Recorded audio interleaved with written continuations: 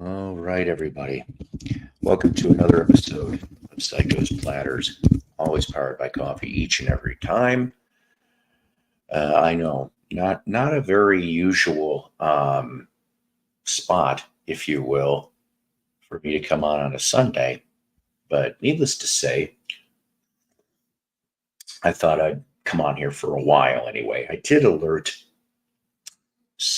most of the VC Justice League, so we'll see who shows up for that. So I gotta tell you, I'm not really a coffee mug collector, but I happen to be out and about today, and so I'm going to try to show this to you up close as best as I can without pouring it on the laptop. So look at this. It says "Howdy Dirty Duty," "Howdy Dirty," "Howdy Doody Circus," and well, kind of reminds me about me a little bit because but this is a really good circus that we have here.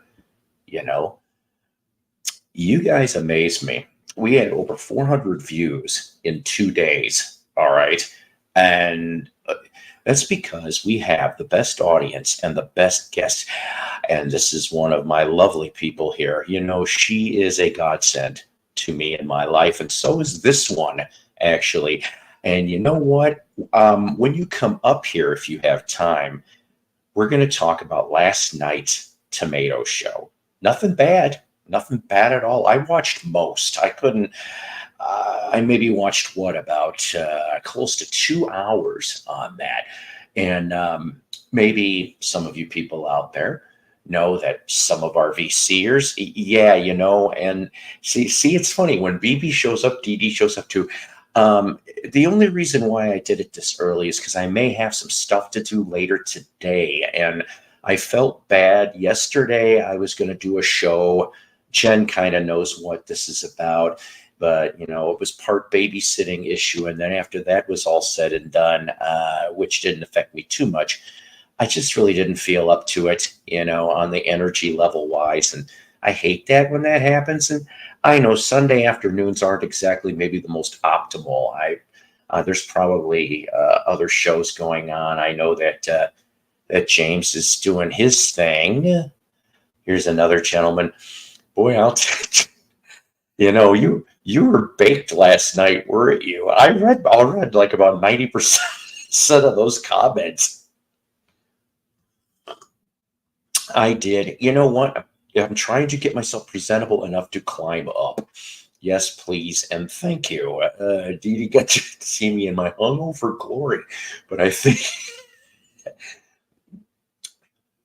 wear your princess tiara today, or your cat ears. I don't care which. I'll plop this for my people. My people. You guys are my people. I love you. I do. I I like that. The tribal chief of YouTube. I was so ecstatic that Roman beat all their asses on Friday. I'm just like, yes, you still deserve the tiara.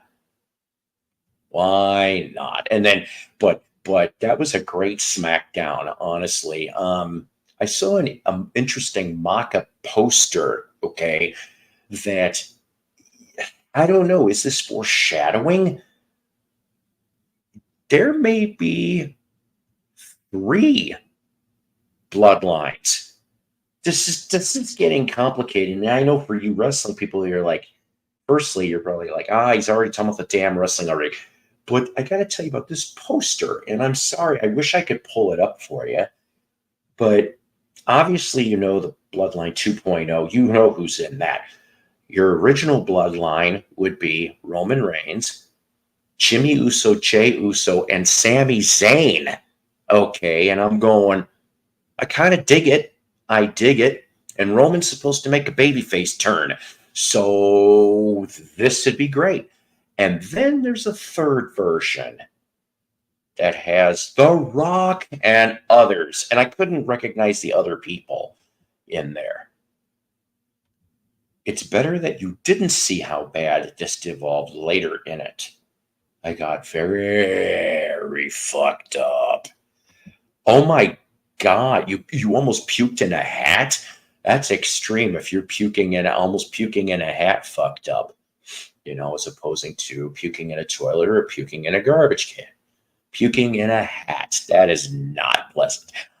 I just said to BB, I'm in the studio for at least the next hour, but I'll try and join the gang if I can. Sarah Streamer's right.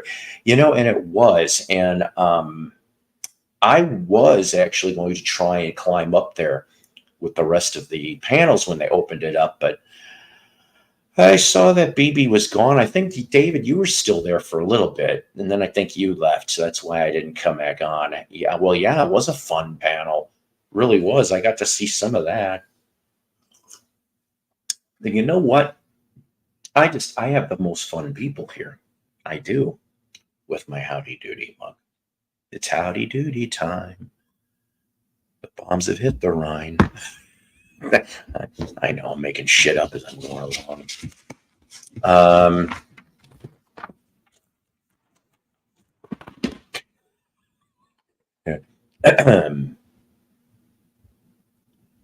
Come on, Arrow. I had such a great time last night. I always do, though. Even Mazzy was nice to me. Wow. I must have missed that fact. Well, good. Maz should be nice to us anyway. Tyler, how you doing? Glad to see you. I went into full Liza train wreck mode by the end by my own hand. So you can't find a copy of Bye Bye Blackbird. Right? Do I got that right? So for you to sing karaoke on. There's got to be a version on YouTube. There has to be.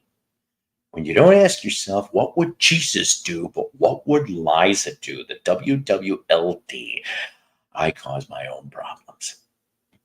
Not everything can be coming up roses.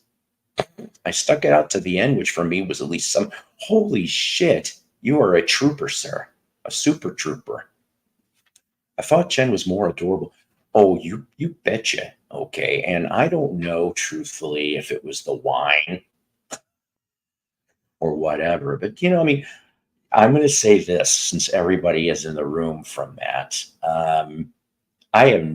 Jen blushed the hardest that I have ever seen her when David popped up. My God. I'm not trying to embarrass you, Jen. I just thought it was cute, to be honest with you. I really, really did. I wonder if I ever blushed when I came across it. Cute. Well, whatever. I've had too many relationships. I can't even damn count. Nobody wants to stay with this jackass. Anyways, it looked rock and roll to me, Jen. Fact. That's right. Dude, I started popping Vicodin. Oh my God, with the booze. And then did 3. Really? All of that while you were while you were up on tomato? Even to, you know what? I don't dislike Sarah. I don't. In fact, I thought truthfully, and maybe it was because Jen was on there last night.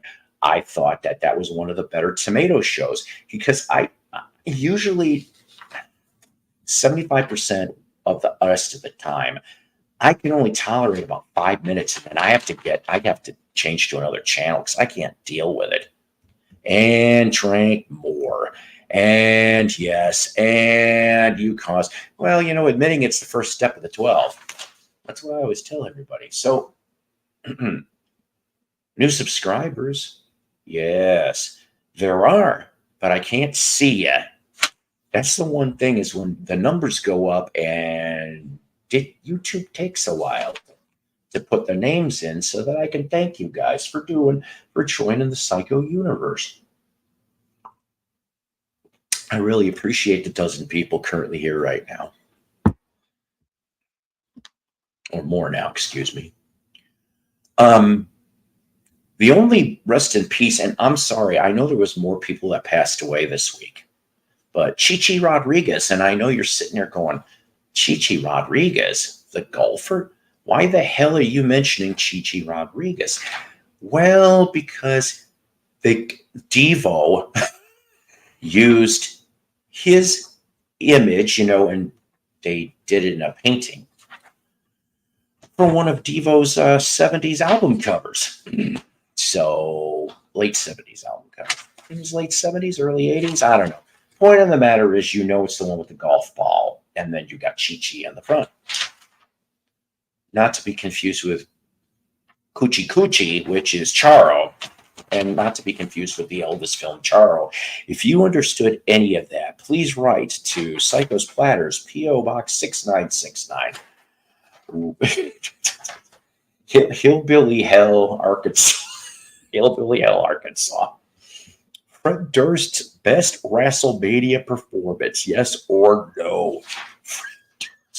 Fred Durst.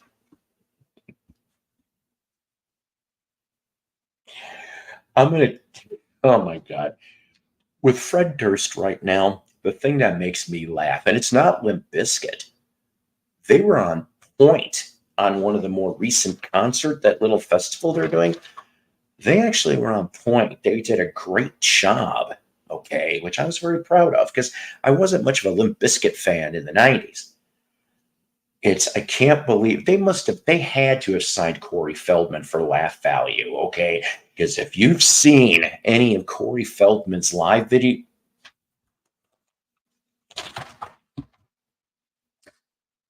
I guess he thought the Goonies weren't good enough. I'm just going to throw on concealer and come up. I'm not up to standing up long enough to do real makeup. Be gentle with me today. Well, we usually are, aren't we, with you? Because we want to. The thing with Fred Durst is it's true, actually. It hasn't, I think so.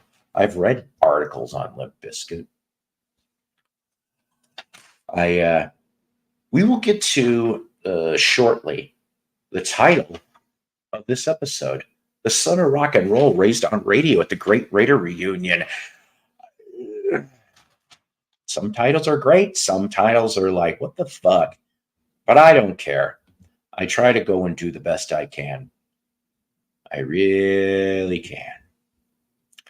But it'll be interesting. I do have some vinyl to show, but I also have some CDs too. Got a little bit of everything.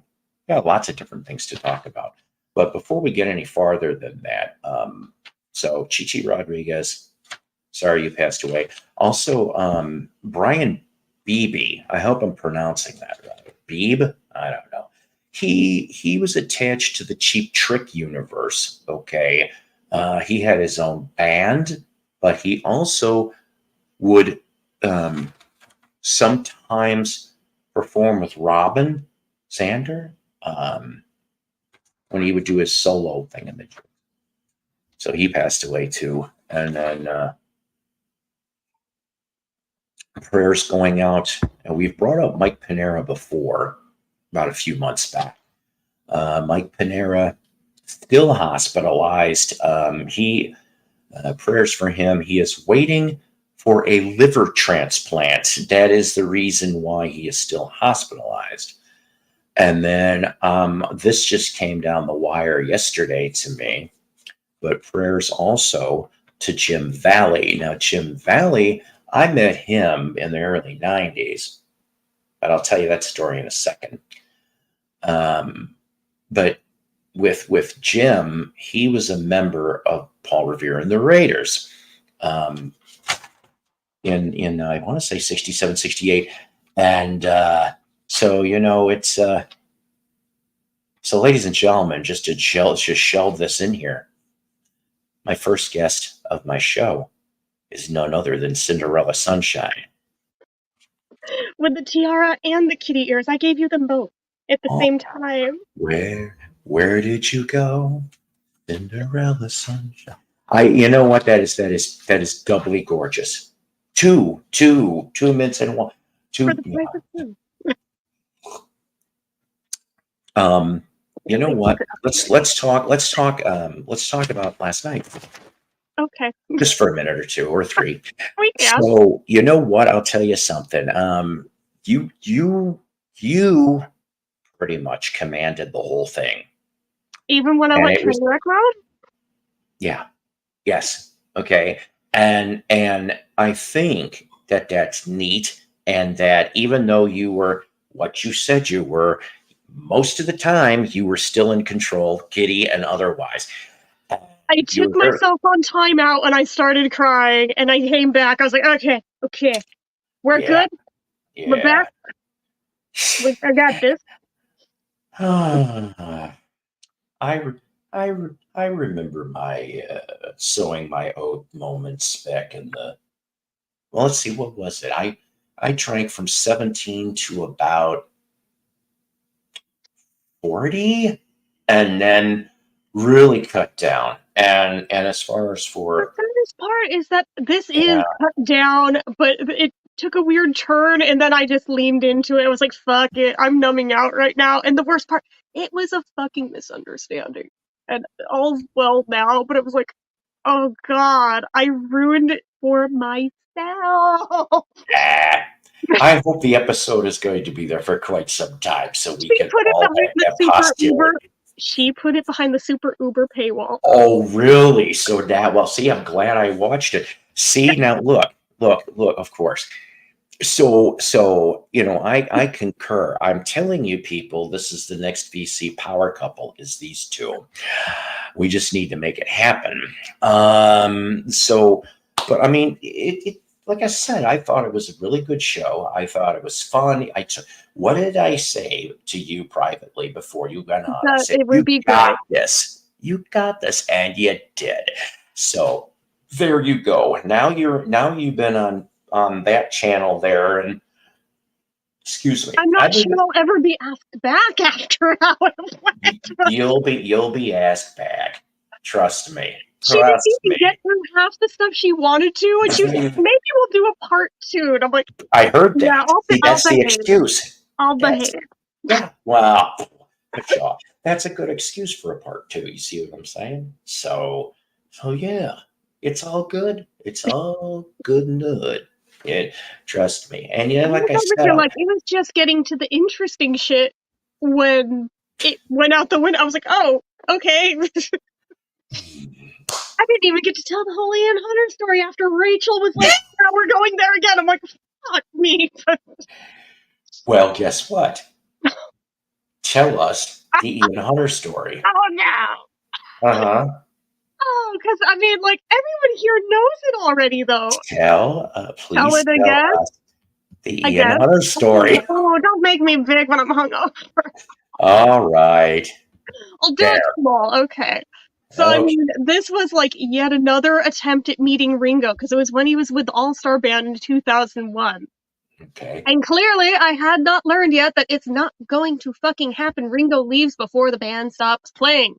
But like, the first time, See, I 97. didn't know that till you said that. Oh, yeah, every time. He is out of the building before they're Damn. done. It's like you Shit. cannot meet him after a show at the venue. You might have a shot before, but never after. Good to know, guys. Good to know. So, the first time I saw him in 97, my mom figured, oh, you're going to meet Ringo tonight because Frampton's in the band. So, and that just ended up awkward instead because she just ended up fucking Frampton. I'm meanwhile playing cards with Frampton's kid and the security guard, knowing what's going on back there, hating my life. But so, strike one. Strike two Maybe was Frampton wanted to show her the way. uh, Keep going. Strike two was Berkeley Community Theater in '99, and just I couldn't even figure out where to even attempt to try to go backstage that time. So nope. Try number three. All right, we're back at the same venue as first time, but now I have time to make friends with virtually everyone who works in this venue. I am going to make this happen, goddammit. I even made friends with the security guards to the point where I was sitting on the edge of the stage for like the last 5 songs. This is why I'm so Yes. desperate to find a bootleg, a video bootleg of that show. I want to show proof. I'm right there, bitches. I am right there. And this was the Somebody's night got of to the have Ian it. Hunter. Somebody's got to have it. They They got to. must, but it was like even audio, like because I wouldn't shut the fuck up being right in the front doing the screaming Beatlemania thing all goddamn night. No one wants bootlegs of that one because apparently I ruined the whole thing. So, so I've never found what I find from the show before, the show after. I have been trying for like over 20 years to find just one bootleg. I can't, but regardless, so fine. I have my in to get backstage and everything. And Ian Hunter hits on me. And this is the moment where it's like, I have a choice to make. I wasn't here to do this, but this could be the start down a groupie path. I mean, he's got like the blonde curls like Roger Daltrey. He's Bowie adjacent. Fuck it. I'm gonna lie about my age tonight, claim I'm 18, and we're going with it. So That's right. Fuck it. yeah, I mean, this has pretty much been how most things in my life have happened. Just fuck it. We're going for it. Why not? But so it's just like it was one time that Rachel acts like it's like my defining moment. And I'm like, it was one time that I wasn't even trying to make happen. It just kind of happened. But oh, what are you doing? So give me the date again from that 2001 that you're looking for. I'm just going to write it down and I'll do a little research when I have some time. Let me look. I'll find the date because I don't feel like getting up to get the ticket stub. Understood. See, if I had an old issue of Goldmine, which I don't, because I give them maybe my bestie kept the last issue, and August I can go 31st, 2001. August 31st, 2001. Geez, we're almost coming up to 23 years ago. You know what's crazier? 21 years ago today, I met Davy Jones. I noticed the date earlier. I was like, holy fuck. No shit. What was the venue again? Concord Pavilion. Concord. Okay. All right. I'll see what I can do on that. But there's definitely hit me up if you can track that down. Because holy shit, I have no luck. But yeah, also, I mean, if it is a video one, it'll also be that much more horrifying to the VC of like, you did not look anywhere near 18. How the fuck did anyone mistake you as 18? I looked about 12. So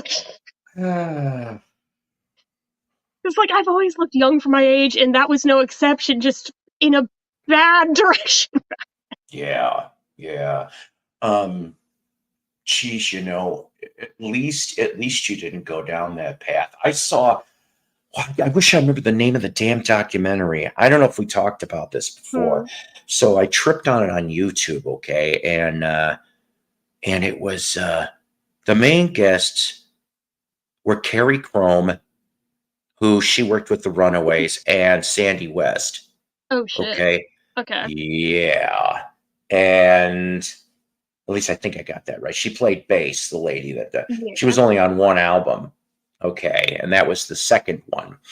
And Kim Fowley, oh God, what a piece of shit. Okay. Because we're not going to say allegedly, because there was lots of witnesses and they mentioned after his death, he raped that girl. And basically he tried to get Carrie in on with him too. And he basically went, and she was kicked out of the inner circle of the Runaways for like after a year and a half. Now I didn't know this till I did some research, but that first album of theirs with, if I remember correctly, Cherry Bomb is on that first one. Yeah. I didn't know this. They didn't have a bass player yet. It's Nigel Harrison from Blondie. Really? He plays bass on that whole first album. But so, I mean, and there was some other groupie videos I've seen. And then I went down another strange rabbit hole. And if you're an Aerosmith, Steven Tyler fan, you probably don't want to hear this, but there was several horror stories involving Steven Tyler. The ones involving him. And the weird part about it is that he mentioned the main incident in his book. Yep. He mentioned it, and I'm going, boy, you're pretty ballsy or stupid, either. I mean, that's like Peter Tork being as ballsy as he was about going after underage girls and gave no fucks at all. And no one ever went after him for it. No one cared. So here's the thing, okay? I'm sorry. I really wish I knew the source, okay? But privately, a few years ago, I was on Facebook. I don't even know if the lady's still around, She was pretty bitter. I'm going to tell you that right now. And she commented several comments, mostly, we're talking monkey wise, and it was mostly Mike and Peter. And I'm going, that's when I first heard about, and I'm going, oh, come on. See, this is the thing. I got to agree with my mother. My mother and I talk about entertainment stuff. She doesn't want to know. She's like, I enjoyed this stuff all these years, whatever the movie, the TV series. And I'm like, it's hard to not know that. I'm a huge Monkeys fan, but knowing this stuff, and it was more than one source saying the same damn thing. There's a lot, especially with Peter. And there's a whole Facebook group, a private one, for everyone who has lived the Cosby moment with Mickey. So yeah, that even until I didn't know about that till you brought that up, and I am just going, oh my. And it's like such a thing that's like they freaking know about it, and no one does a thing because the people who are close enough to the circle all got gaslit and basically guilted into don't say shit because you're gonna, whoever it is that you're here with, you're going to threaten their job if you try and do anything about it. So, are you going to be able to be on here for a while today? Yeah. Okay. Yeah. When we end this show, please, I want to talk about what we were talking about in Messenger, because I know Mickey went to Beetle Fest at Chicago. I was supposed to be there too. And I know she's there. I know she's there. Yeah, okay. See, yeah, and because the reason why I know that she's there is because she was the one to help set up the brunch with Mickey, which was this morning, near O'Hare. Okay, know that much. And I thought the price was a little bit too much, but I'm like, I would have pulled this. I would have pulled. She got her hand slapped because she gives her friends one pricing and everyone else another pricing. Got caught. This is why she doesn't really have anything to do with the tours now.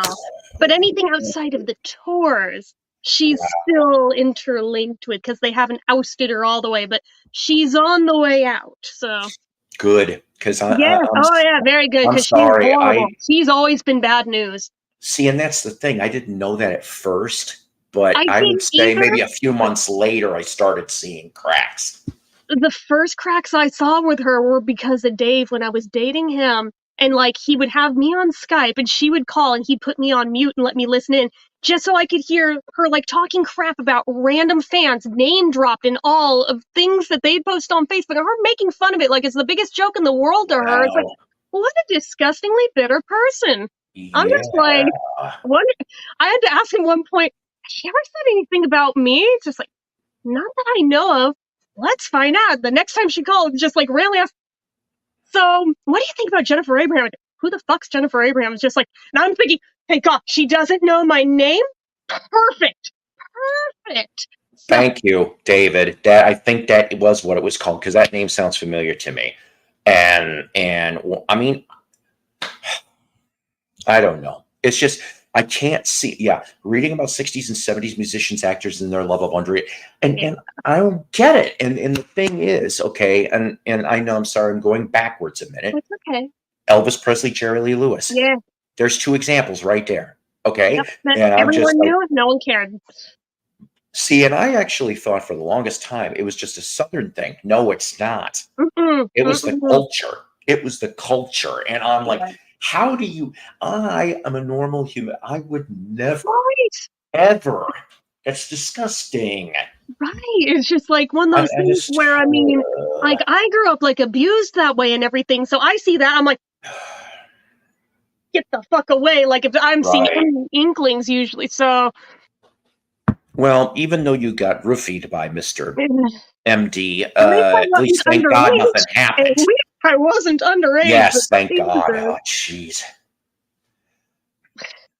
Like, good God. But, you know, so that's the thing, though. It's like... That was like the official stop to my following them around on the road. Was after that happened, I was like, I don't want to anymore. I don't want to anymore after that. Yeah.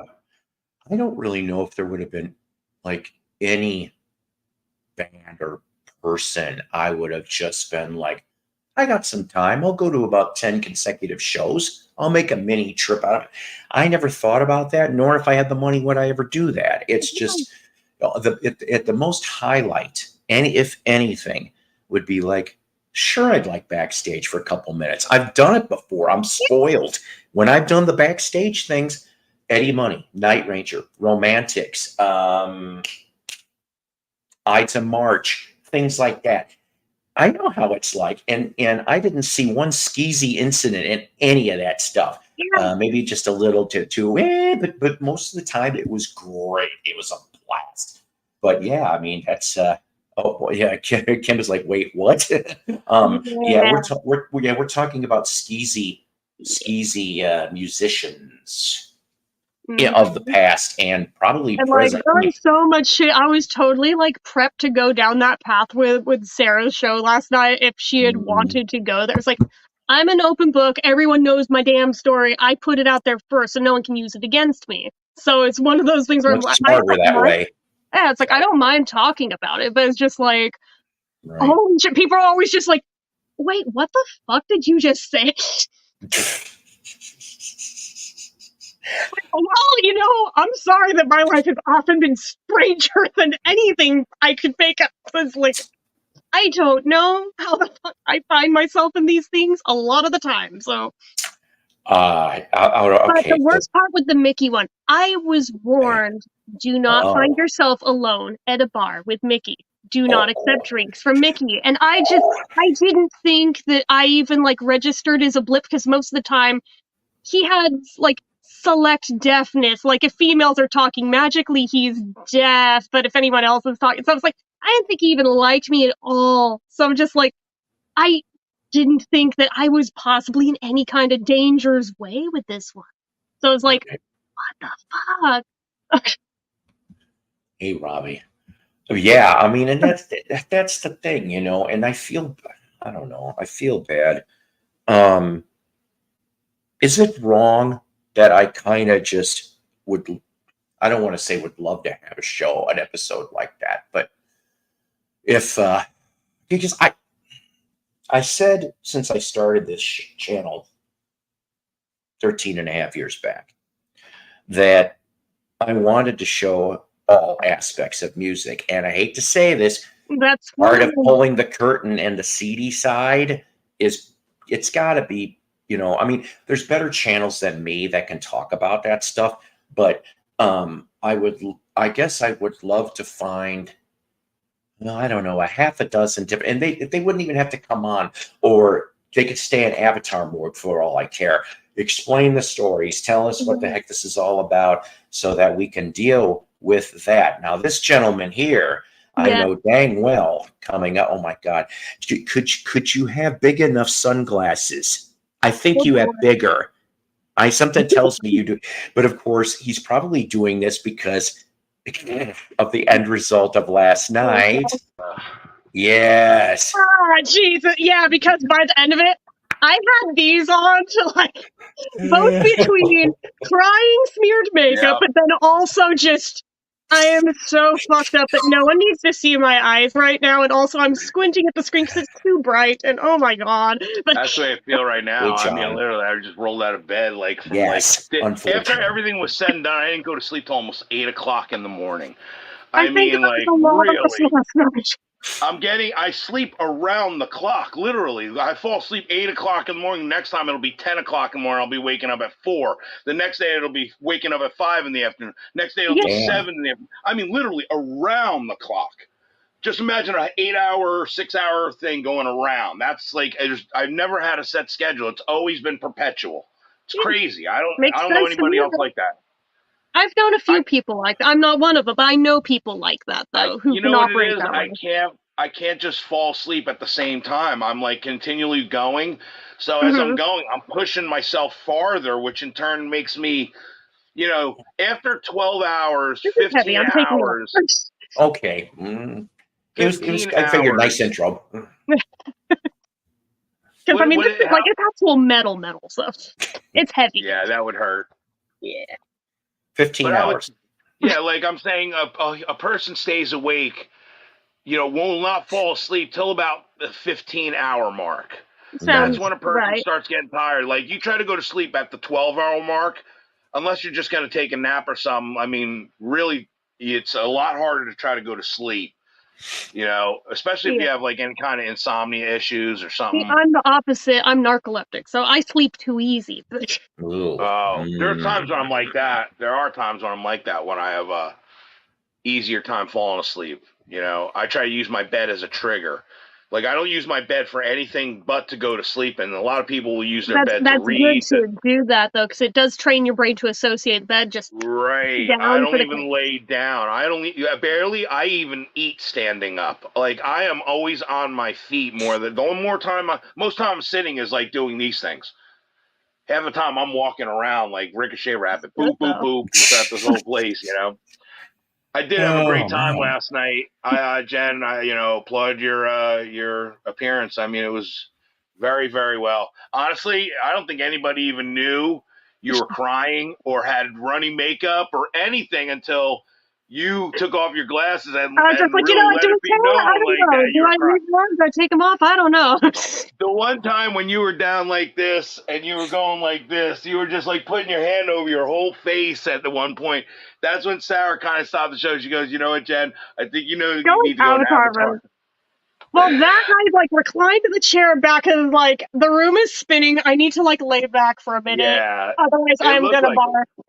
And maybe I would have felt better if I had, but like I could have done it in this and been like back and then like, oh shit, no one wants to see that, but it was there. So See, all Jen needed was like a batch of roses, and then she could have looked almost a yeah, spitting image of holes lived through this album cover. Yeah, I was literally thinking it, and in the moment and everything, I was like, I had the image of that in my head. I was like, oh god, I've become it. What the This is not how I intended to start out the night. I did admittedly set out to get really fucked up, but not like that, not that bad. It just took a turn that took a wrong turn. I was like, I took a little too far, but then I was like, well, I'm already on this path, but we're gonna lean in. So, like, that was not Wow. my smartest moment.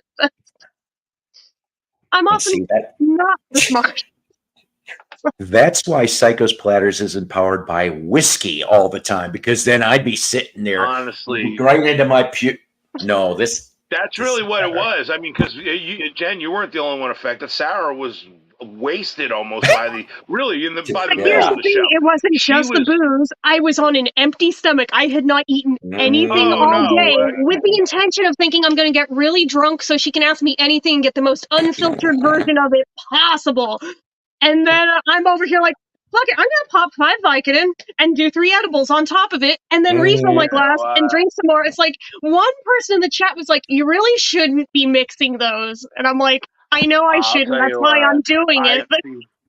I see people on other streams have train wreck streams. Like a guy named oh, Nick I've had way Ricada. bigger meltdowns over stupider And I'll shit tell you than that. what, I'm like, those are the most popular videos. That's the one that why do garners you them the think so most many eyes were on the Joe Bale subscribers. situation? I was like having a fucking like crying meltdown over that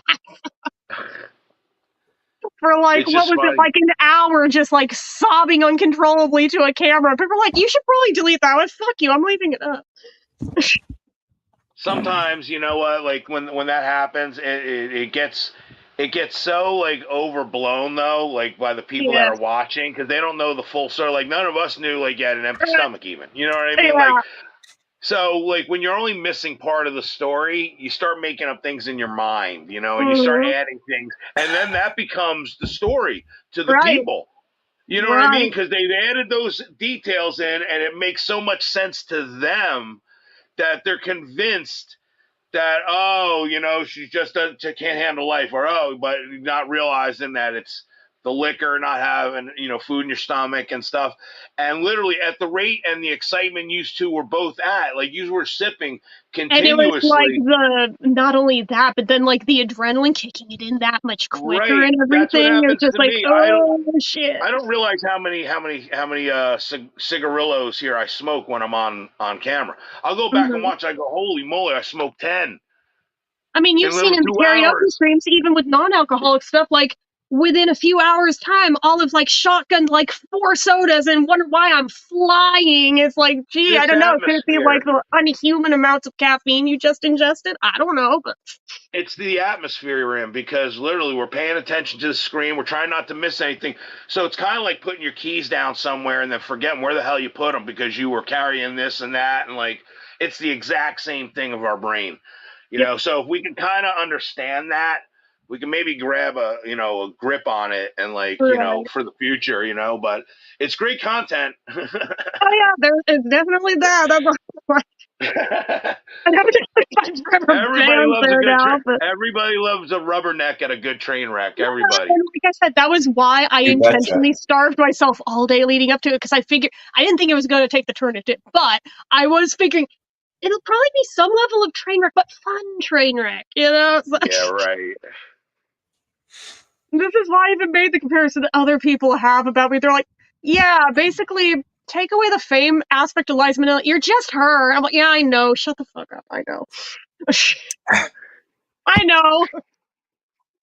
There's a Just, lot just, of just, That's things funny. to be made. Why do you think that I look up to her so much? It's just like we have lived through a lot of the same shit. just as long as you don't go and do like what Liza did and get managed by Gene Simmons for a couple of years. Oh yeah, She right. was dating him at the same time. I know. I'm like, oh, no, Ah, baby, no. ah, ah. That's funny. But Oh, then I again, like we it. didn't have the results album if it weren't for that. So, Yes, so yes, just I'd wear like, them. I I have to Yeet. say my favorite Liza performance of anything has got to be the movie she made with Burt Reynolds. which one? There was 2 of them. I mean, she looked absolutely like the most beautiful I've ever seen Liza when her hair was little bit longer, and she was playing. I forget the name of the movie, honestly. Okay, give me a hint. I, Was she All right, brunette there was or a was she scene a where she's redhead? in a dress. I remember she's wearing in a dressing room and she's wearing a hat and she's looking up at Burt Reynolds, looking through the doorway, talking to her. Rent-a-cop. And there's like, what is it? Rent-a-cop. Rent-a-cop. Yeah, that one. Oh God, That's I the remember most that movie. beautiful, even more than in Arthur or in any other. But Actually, for I some agree with reason, that. And I have a she special soft spot really. for that movie. It's like, And why she didn't keep that look a little longer? Like I always don't understand women like Dorothy Hamill or like Liza or Sandy Duncan or like they always just kept the shortest hair look like of all time. Like it's I more don't with logistics with dancing in that it's not whipping around in your face as you dance if I it's guess short. yeah that But makes I mean, at sense. I that can understand particular that. point, it was a little longer there because your hair grows longer when you're pregnant, and she had just had a miscarriage shortly before the filming of Oh, I that. So see. her hair was grown out some. I just always thought that, especially like say someone like Sandy Duncan. I seen pictures of Sandy Duncan with long hair. She looked absolutely drop dead gorgeous. As soon as you get the pixie cut, it starts losing it for me personally because I like long hair on a woman. But it just amazes me that they've held on to that even on their off things when they're not working. You know what I There mean? was It's a like few only things time they where would grow it would she be as grew if it the out once a project few commanded times. it. No, she Same did it thing a with few Jewel. times when it wasn't for a project. Because I think there was mid was it 70s or 80s? There was one point where she grew it out pretty long for about a minute, but again, she was preggo, so it grew fast. And I guess Same maybe it's thing an with Julie Italian thing. Andrews. Yep, Julie yep. Andrews is another one like that. Always kept her hair short, and when she was in Mary Poppins and other things where her hair was long, I just always was like. And same thing with Shirley Jones. After Partridge Family, she never had it long again. Before Partridge Family, honestly, she to me looked like one of the most beautiful women in the entire world. But then when you it just to me like short hair on a woman starts looking more male to me. I don't know if that like it just Which I really think does. part of that was also intentional too, though, because even though she's Yeah, a I hormone, she know. also was trying to deter some of it because she, same boat as me, had a lot I of don't know. trouble with that growing up. So she's like, I don't really want all the attention all the time that way. So she would deter some of it by keeping it. Oh God, the Sid Love thing. Holy Yeah, shit, right. he was a piece of crap. Yeah, he Don't seemed care that about way. him. That's for sure. I mean, he was the one that was raping Liza while she was growing up for 10 years. So, Ugh. uh-huh. Hey, Uh-huh. Kimba, Ew. This man does like long hair. I'm a sucker for it. I honestly, it's funny. Like when you would see, like, especially me growing up in the 70s and 80s, even guys had long hair. From the back of a person, you could tell who a Couldn't person tell. is. Just imagine somebody with all shaved heads. You would not be able to tell one person from another, but like someone with blonde, curly hair, your friend just from their hair. You know what I mean? It's like another identifier, I guess. It's like maybe I'm just a little high. Just a little. Oh, He's a little. Uh, Mr. Dolan says he might be home within an hour. oh. oh. So we may get. We'll He's see. he's starting to take a little direction. You see him starting to back up from the instead of doing this. He was actually back a little bit a few times. I was applauding him for it.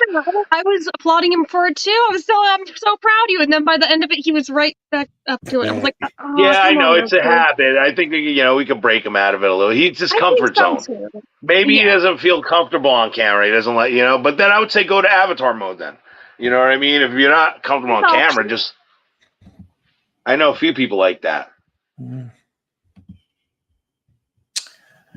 Well, there have been plenty of times in the history of my channel I've done exactly that, Kimba. So it's like, this is why anytime my hair is pulled back a certain way, I have to specify. I swear to God, I didn't chop it. It's just in a ponytail because people get triggered on my show. They're like, you didn't do it again, did you? And I'm like, not this time. I'm not ruling it out, but not this time. No, it's just ponytails come in handy. Yeah. But oh my God, they get so upset if I don't specify that it's literally just in a ponytail or something. Right. My second wife, like towards the end of the marriage, she started letting herself go. In fact, it got to the point that she didn't bathe for a while. Oh, no. And I'm sitting there, and I said, I go, what's the deal? What's going on here that I'm missing? And she's like, quote, negative attention is better than no attention at all. I'm like, oh my God. No. I said, we're not playing that. I said, I'm not. And I didn't. And I'd say within a year we were, but that's, so yeah, I mean, it's kind of strange when women can do that. Jen, I don't mean that though. When my hair gets long, it's a nuisance. I like to short hair in summer. Yeah, exactly. Anyway, when I do just get impulsive and chop it off, it's never in the right part of the year. It's always my stupid ass, like, dead of winter when it's freezing out, could use the extra warmth. And then my stupid ass, like, it's like, why? And then by the next day, what did I do? Why did I do that? Oh no, oops. I did it again. And sometimes it's really hard to tell somebody when they need a shower or something. Like literally, like I had a group of us were going to I forget, like an amusement park, or maybe it was the boardwalk or something. And it was like literally 30 of us. Like we were all hanging out. This was like right after high school. And my one friend that like I knew, but he wasn't like one of the closest ones in the group, but I was still friends with him. We all grew up together. We're all in line, and he's standing in front of me. And I'm really quietly, like, he like, smelled like he didn't take a shower for, like, 2 weeks. Like, he was exuding. You know what I mean? Like, you can smell him around the corner. And I'm, like, standing right behind him. And I whisper in his ear. I'm like, dude, I just got to tell you, man. I'm like, you're really hanking, bro. And, like, he all of a sudden, like, nobody else heard me because there was music going on and stuff. All of a sudden, just because I said it to him in his ear, whispered. So I purposely was trying to make it so nobody else would hear it, just so he can maybe do something about caring for him.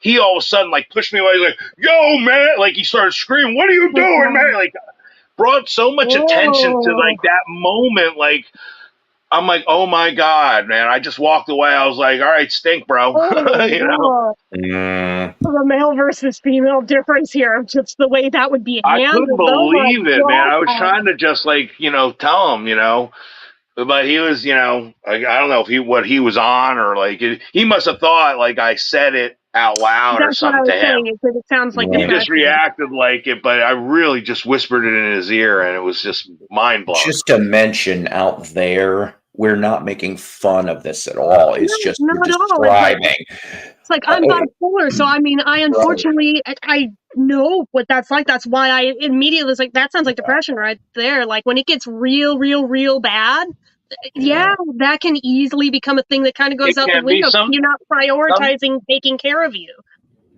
sometimes it's just laziness too. Or I mean, I've seen people be busy too. I've seen people like literally work themselves to death where they, will work all day and then they're literally going to sleep in the clothes that they're going to work in the next day and they're just getting up and doing it. Like, why am I going to take a shower now when I'm going to get up and sweat to death? I'll wait till I'm done with the whole job. I've seen that attitude.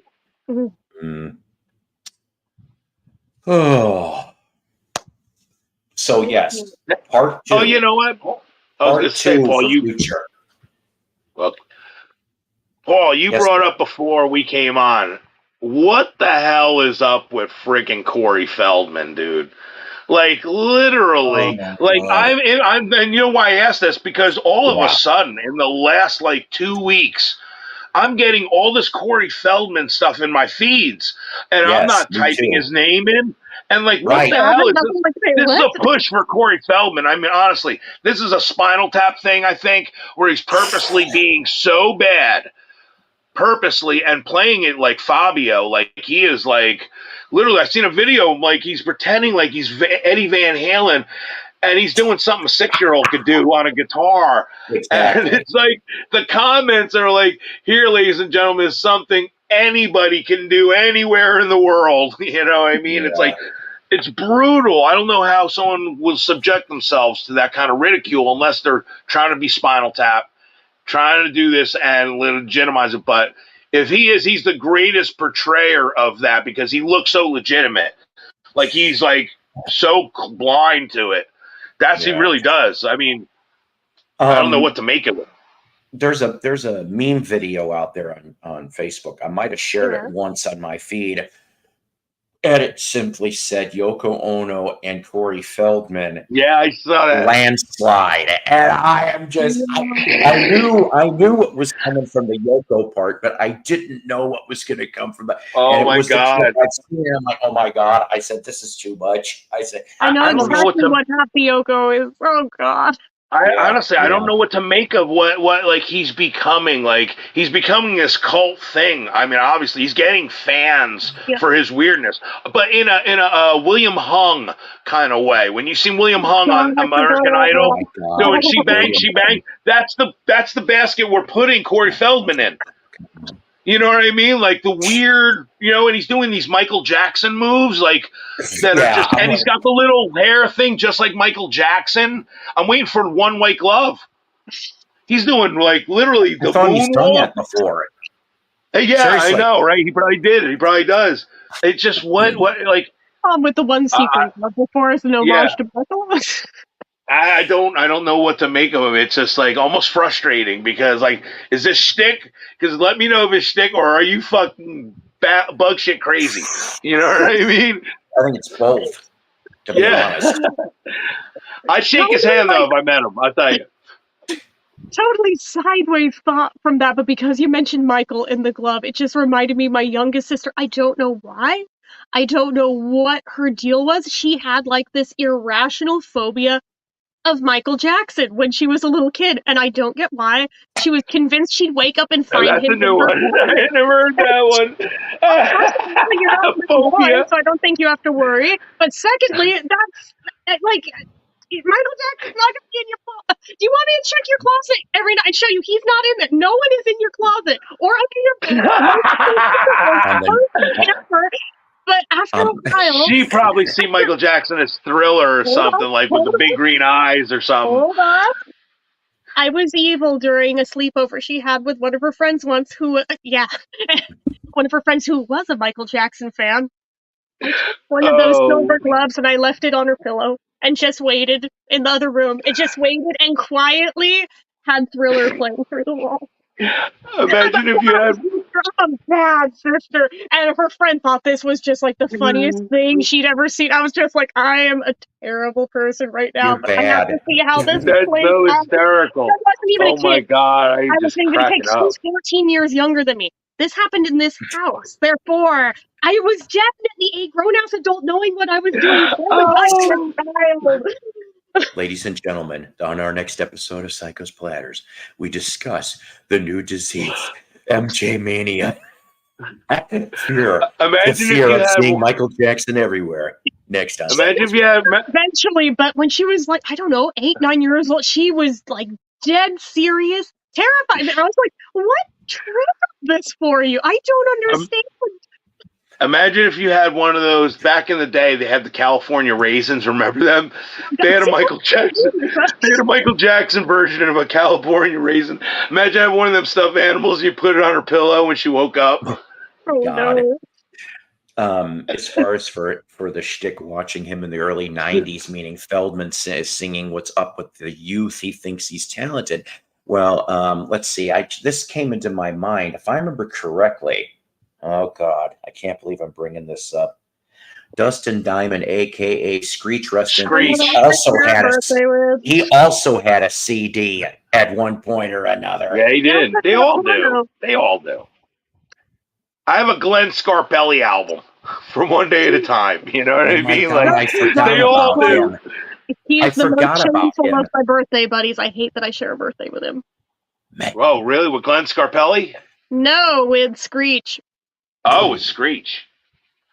Oh God. Why? I couldn't be One Day Later with both. No, I get fucking Screech and Nicolas Cage and Kenny Loggins. Well, he's cool, but like the other two, I'm I like, love Kenny Loggins. yeah, but the other two, I was like, oh, man, I got nothing good.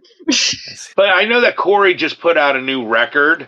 It's called "The Joke's on You." That's the name of the new single. That's right. So I mean, that's what making us think is if it's a shtick or not. Like the joke's on that you. would make me think it's a joke or like he's trolling. For 2 seconds, a long time ago, I felt sorry for him, and then I saw all this underneath shit. I'm going, what the hell, buddy? And then, of course, he was talking about, oh, I'm going to tell all in my book choreography. And he didn't barely say shit. Now I'm just going, yeah, you're waiting for something else. Limp Bizkit brought him on tour. Limp Bizkit brings him on tour. It's just unbelievable. Right? That's just crazy. You know how many real legitimate bands would love that spot? You know, I wonder. You think I wouldn't love that spot? Man, you know. Do you think Corey deals with, having chocolate starfish in the hot dog water before or after the shows? I don't know. Just throwing that out. Pulling out the green M&Ms. Oh no. That's the craziest thing I ever heard. A lie. I tried it. It doesn't work. I don't know what he's in now. So you're gonna. What's the title of it? If you're not joking, Dave. Or no, maybe it was. Is it? I might have been wrong. Maybe it was the brown M&Ms. I remember Van Halen. It was the brown M&Ms. Had to have a certain color of M&Ms removed. It was also brown M&Ms. What the hell's the thing? Really? With That's what it was. I thought crazy. It was brown M&Ms. Look up his tour writer. Dead serious. That's cool about that. I didn't know that, but the story behind I didn't know that about David Jones. Yeah, I knew only about Van Halen. Like I don't know if it was Eddie himself or if it was Sammy or one of them. It was not the David Lee Roth years. It was during the Sammy Hagar years. See, I thought it was during the David Lee Roth years, like the 1984 tour. I thought it was the OU 812 tour. So what does the brown M&M signify? That's the mystery. Even the articles I read it from were saying they didn't understand it. Even nobody understood it. Okay. I can explain a little bit, okay? So here's the thing, all right? So like the Van Halen's first 2 big tours, okay, for the first 2 albums, they saw in the venues, the smaller ones and the mid-sized ones, that there was a lot of issues with the backstage and the lighting and the this and the that, and not enough protection protocol. And so what they started doing is they're like, okay, here's a test to see if they read the contract and the contract writer. We're going to put no brown M&Ms in the M&M bowl backstage in dressing room. Oh. If they went off, here comes your sweetie, and hi, Dave. Dave, brother. And if there was brown M&Ms in that bowl in the backstage, the fucking promoters didn't read the contract prior, which means there could be a shit ton of things wrong. Really, that's what it came down to. Just well, then how did I mean, literally, the story blew up, making it sound like Van Halen was like being like a prissy or something, and actually throwing bowls of M&Ms that had brown M&Ms in them. I misunderstood what you said. David wanted only but that the makes sense. I can understand that, brown but M&Ms. That's also like, it's just like the green M&M thing, but there's a brown. It's like, what is the? But thing? they couldn't use another example like counting chairs or like something else like clothing. Like really, it's something weird like that. That's kind of bizarre. I think it's smart, to tell you the honest truth. I guess. There is a good reason. Not to the people that are having to fill that job though, because they're the ones that have to be like, man, you see what this guy's making me have to do? I'm going to spit in his food. Like you got to treat your workers good too. No, there's a sensible reason behind that. Is that and it started because the promoters will sort of cut corners or whatever, and sometimes they don't read the contract properly, and sometimes that can involve electricity. I got blasted on stage once because they didn't use in Germany because there's a different voltage over there, and I went up to do some backing vocals and my lips touched the mic and I had my hands on my guitar and all I remember is just waking upside down behind the drum kit. Oh God! Like George Harrison in Get Back. Yeah, you pulled a Gary Thane. And the thing is, we would have put down, make sure that amps are going through whatever the technical term is. I wasn't in charge of it, tour manager stuff. But it is like, imagine like a band like Van Halen or Kiss. Kiss do funny things as well. They want a certain type of cutlery in their. Yeah, exactly. It's a certain make of cutlery. And if they turn up and there's just normal knives and forks, they go right. Go and check that we're not plugged into the mains grid or something, Right. Wow. It makes sense when I hear it done that way. When you're speaking it like that, I can understand, I guess. But they'll often pop in just something that they don't necessarily need. And then obviously when you get, I guess if you're in a big band and you get bigger and bigger, you think, let's really test them. Let's see if they're actually paying attention. So it became a fun thing, like the cutlery, like the brown M&Ms. I can't explain why Davy Jones would do it. I've never gotten an answer on what the hell was that about. But maybe it was just because he thought it was the kind of thing that big artists had to do, is to make, sort of thing. Yeah, it's like, a trend. Like the rest of his was so normal, and then that. Yeah, the singer Shirley Bassey came to the Norwich Theatre Royal, and part of her contract was that the dressing room was painted pink. There's no health and safety. He's got more like the Paul McCartney tour riders then. Okay. And just think, Chuck Berry in the 50s was sitting in the back of a pickup truck with his guitar between his legs with the wind blowing, saying, "Get me to my next gig."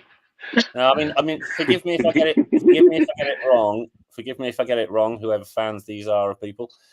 But the what's the girl that does the "It's all about the money"?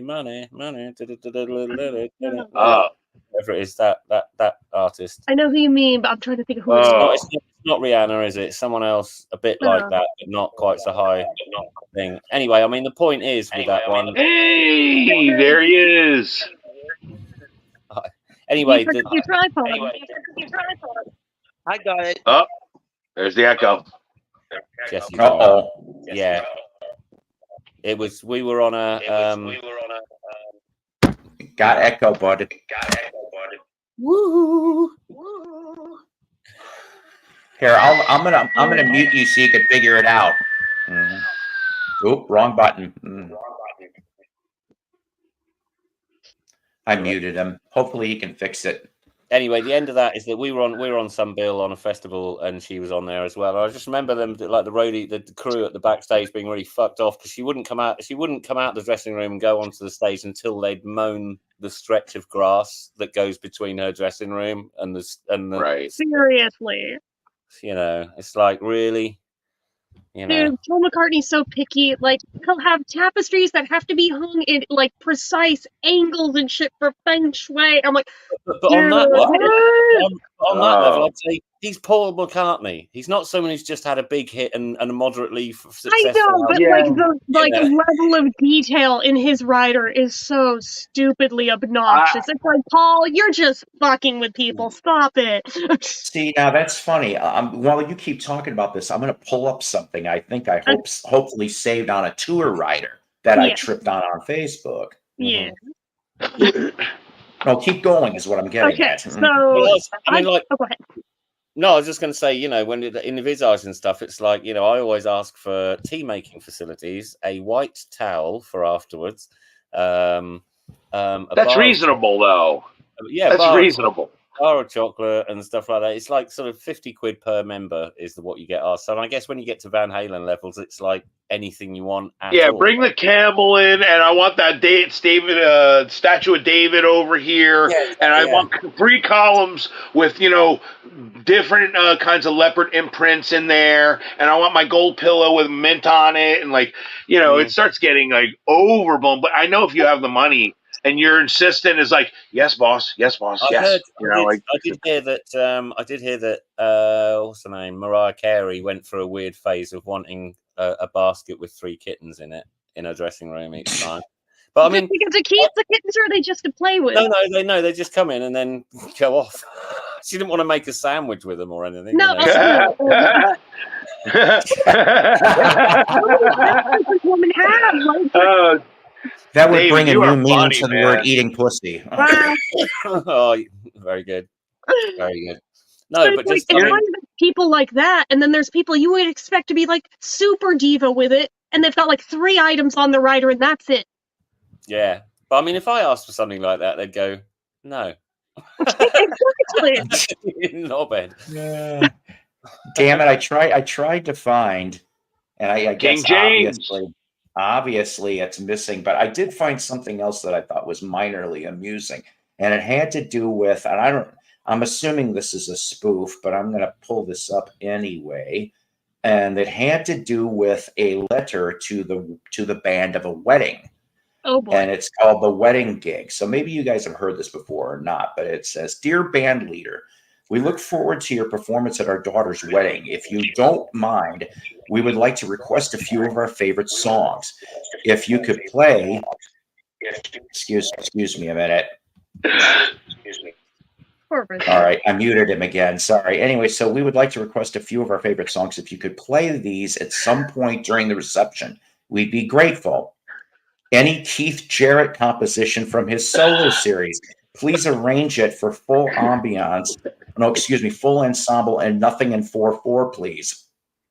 Mahavishnu Orchestra's Dance of the Maya, and please have the guitarist play John McLaughlin's solo from the live performance November 16, 1972 at Chrysler Arena. My wife and I were at that show, and we particularly liked his use of polyrhythms. If you find it too difficult, you could leave out the feedback. Any of John Coltrane's duets with Pharoah Sanders. I understand that these uses of anomaly is not everyone's cup of tea, but all our guests love high register tenor saxes. We thought a little Stravinsky right after the toast would be nice. We particularly like The Rite of Spring. If you want to use the sheet music, it's okay. We like a tempo of about 3/4 note. I don't know. Then, oh God, then for the candle lighting ceremony, please play. Please play Frank Zappa's The Great Wazoo. What? Oh. If you want to play it in the original key of B flat, no, that would be fine. This is going to be a joke. And my cousin Jeannie would like to sing the baritone sax solo, though you may have to play that part in another key. Wow. She has kind of a high voice. I'm almost done here. When my son-in-law takes off the garter, could you play just a little of Veracci's ionization? It's such a funny piece. We think it would go over mostly well, much better than The Stripper. And for the bride and groom's first dance, please slow things down a bit. by doing Barber's Adagio for strings. It's so much better than We've Only Just Begun or the Anniversary Waltz. Wow. When my wife and I join in the first dance, could you please sing to Thelonious Monk's Ruby, My Dear? It's in honor of my wife's grandmother, whose name was Ruby. It would mean so much to the family. By the way, the gig pays $250, including GST, for the group. And before you leave, please feel free to ask the caterer for a sandwich and a lemonade. Yours You can please go sincerely, fuck yourself. Alf. So I know that's got to be a joke, but that's funny. I like that. And then It's a joke because oh my god. then I found out something else that I thought was quite interesting. Now, as far as this has to do with MTV. Yeah. This has to do with MTV. And Really? I'm trying to pull up here. It says MTV ads rotation. So this is 80s stuff. I can't read the super duper small, but it says contact director of music programming, and then it gives MTV's phone number. So, for example, maybe you guys can figure this out. New videos that were added at that time: Lita Ford's Out for Blood, Robert Hazard's. Some of these I'm not going to recognize. 1983. That's 1983. Thank you. Robert Hazard, Change Reaction. Yep. Johnny Kuntz, Don't Make Me Wait. Crocus, Eat the Rich. Naked Eyes, Promises. Red Rockers, Good as Gold. Rick Springfield's Human Touch, and oh God, I can't believe I'm saying this. Maybe again. 84. Frank Could be 84. Frank Stallone, Far From Over. Now, then it goes to heavy rotation, but according to MTV at that time, heavy rotation is 3 to 4 plays a day. Yeah, that's not really a hell of a lot if you think about it in a 24-hour period. So who qualified? Yeah, but you know what you're thinking? They're playing the same. They're saying playing the same 200 videos the entire day. You know, so people at that point, people were religiously watching it. So every video was being like obsessively, consumed. So to even be on that list, you were like to get 3 or 4 times in a day. Yeah. So here's your examples: David Bowie's China Girl and Let's Dance. Duran Duran, Is There Something I Should Know? Dave Edmunds, Slipping Away. Eddie Grant's Electric Avenue. Elton John's I'm Still Standing. So is this 85? It's about 83. I think he's right. Journey's Faithfully. 83. Yeah, it's 83. Kasha Goo Goo, Too Shy. Kinks Come Dancing. Loverboy, Hot Girls in Love. Madness, Our House. Men at Work, It's a Mistake. Stevie Nicks' Stand Back. Police's Every Breath You Take. Rod Stewart's Baby Jane, and ZZ Top, Give Me All Your Love. I love all those songs. It just makes me think of Invisible Ray now because he uses it with that Blanche Mayo thing as the theme song. And it popped up in American Horror Story that I'm re-binging right now because they kill off Kaja Gugu, like their entire band gets slaughtered, but they play the song. I was like, wait, that's that friggin' song Invisible Ray plays. Like, Shazam, what the hell is that? I like that whole list. That whole list was great. But, and then, I mean, I'm just going to touch, but medium rotation, 2 to 3 plays. You got Flock of Seagulls, Bryan Adams, Blackfoot, Charlie, Eurythmics, Fix, Iron Maiden, Joan Jett, Journey, Marillion, Roman Holiday, Tears for Fears, U2, Joe Walsh, and Zebra. That would be 2 to 3 plays. And then light rotation, 1 to 2 would be Archangel, Bananarama, Tony Banks, Bee Gees, Lindsey Buckingham, Culture Club. I'm just touching on things. ELO, Donnie Iris, Robert Palmer, Quarter Flash, Shooting Star, Spandau Ballet, Frank Stallone again. Oh God, Lulu of all things, Bonnie Tyler, and ending with Yellow. Yes, and I guess the Tubes were playing the Saturday concert July 16th, and the Sunday special was Iron Maiden and the Allman Brothers. So this is July 83. Just thought I'd throw that at you. So now you have an idea in regards to how many plays were being made, at least back then. God knows what it is now with whatever garbage they're playing. If it's even music anymore. Yeah, no kidding. Yeah, what a time indeed. The early 80s were great. Davey, how you doing, Davey? Doing very well, sir. Oh, is that? Oh, you're talking about Wyoming. I was talking to See, Wyoming Dave in the chat.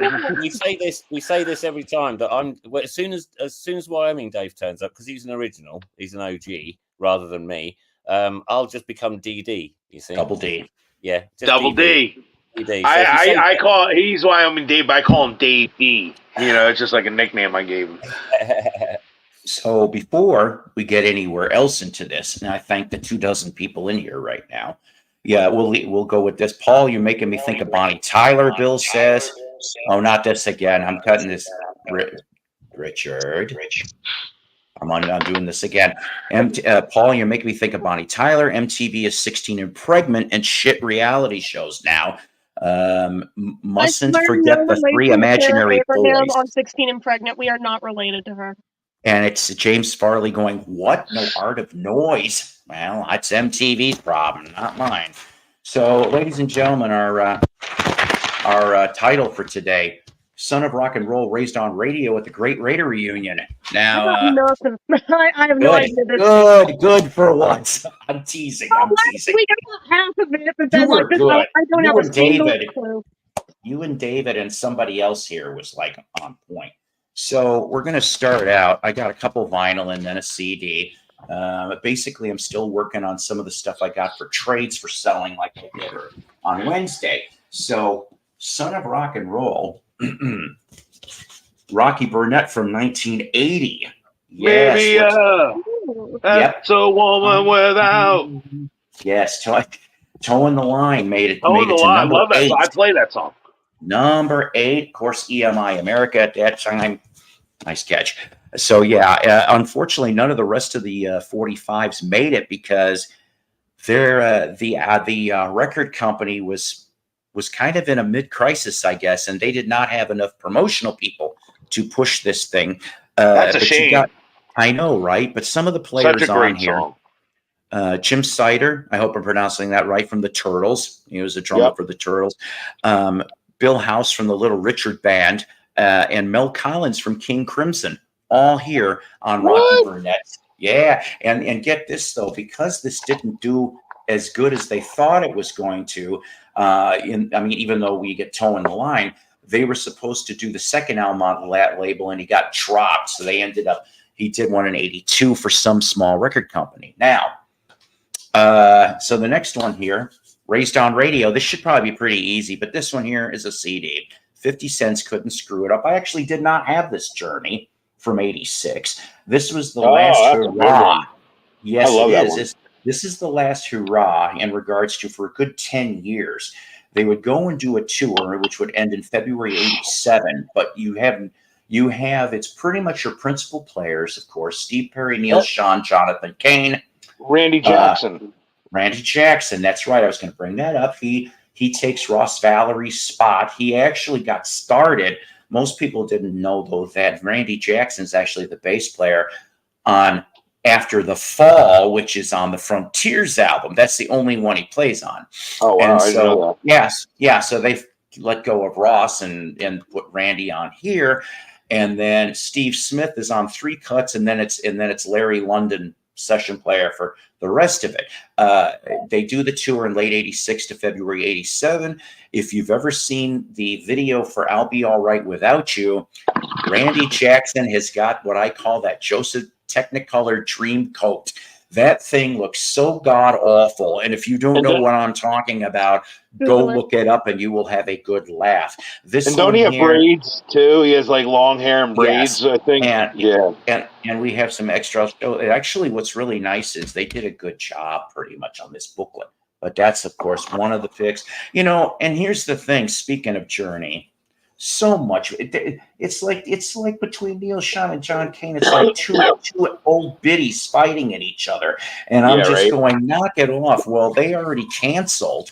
So, David, you won't be able to see him in the UK and Ireland because they canceled it.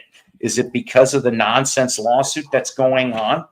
Because of the finances? Most likely so. And so they still have a handful of US gigs that they're still honoring, but they're not doing no UK tour. So Raised on Radio, '86, you would not see them again till '96 when they would reunite for the Trial by Fire. Then lastly, I love this band, but I'll admit this is kind of past their prime. From 1983, Paul Revere and the Raiders, the Great Raider Reunion. Now, It's it's just pretty keep getting harder than that. exactly. Now, see, here's the thing. So you've got this is what it looks like for the front, and then this is the back. Now, this, of course, is sketchy. It is not Columbia Records. I was going to say, is that an official release? It is an official release, but the thing is, it does say in teensy weensy letters, that's the label. Teensy weensy, I said. It says all selections courtesy of Imperial Music Incorporated. These selections are new stereo recordings by the original artist or by one or more members of the original group.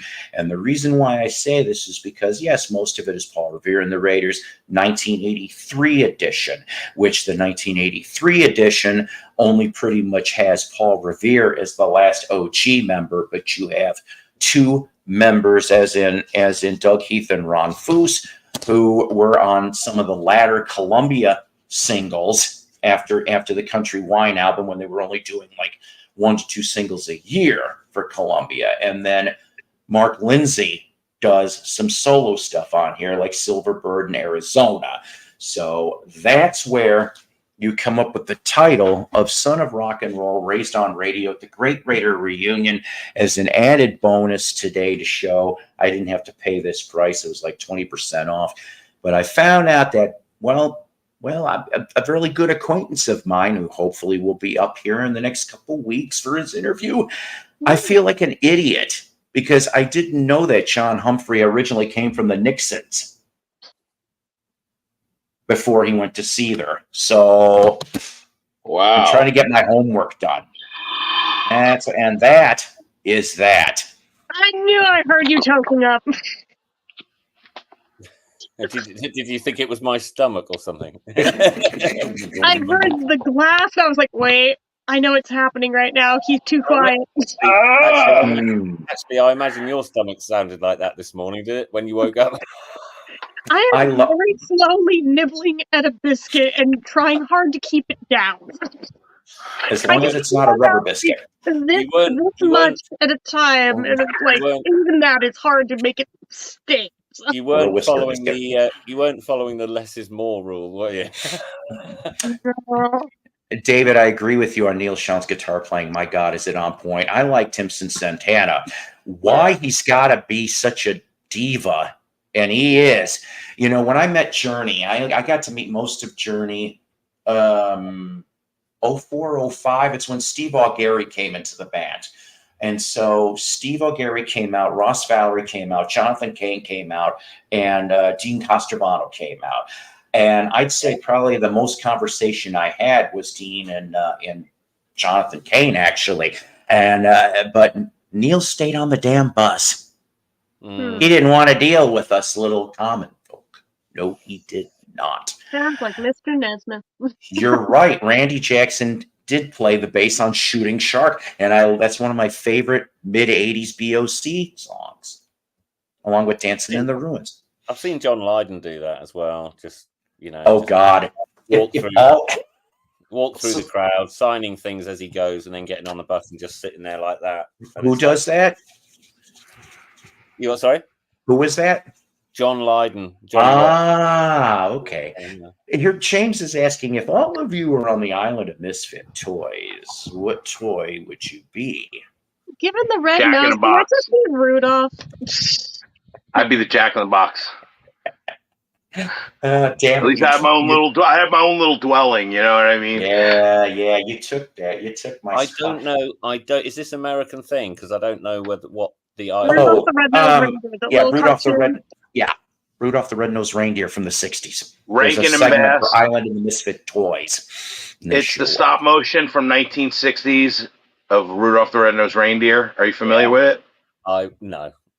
Really? It must be really American. It's really an American thing. I mean, we celebrate Christmas way different than anywhere else in the world. So They show up every year here. With my luck, I'd be the. You could have said Home Alone 2, Elf. What about Charlie Brown Christmas? Do they play Charlie Brown Christmas over there? then they must play the Rudolph the Red-Nosed Reindeer, Yeah, and I like Charlie Here Brown Comes Christmas. Santa Claus. Here Comes Santa Claus. All I'm And they saying had is the I've never caught it and clocked Right. that's what I'm watching. So for Right. all I know, it's been on British telly every Christmas. That's true. I've missed it.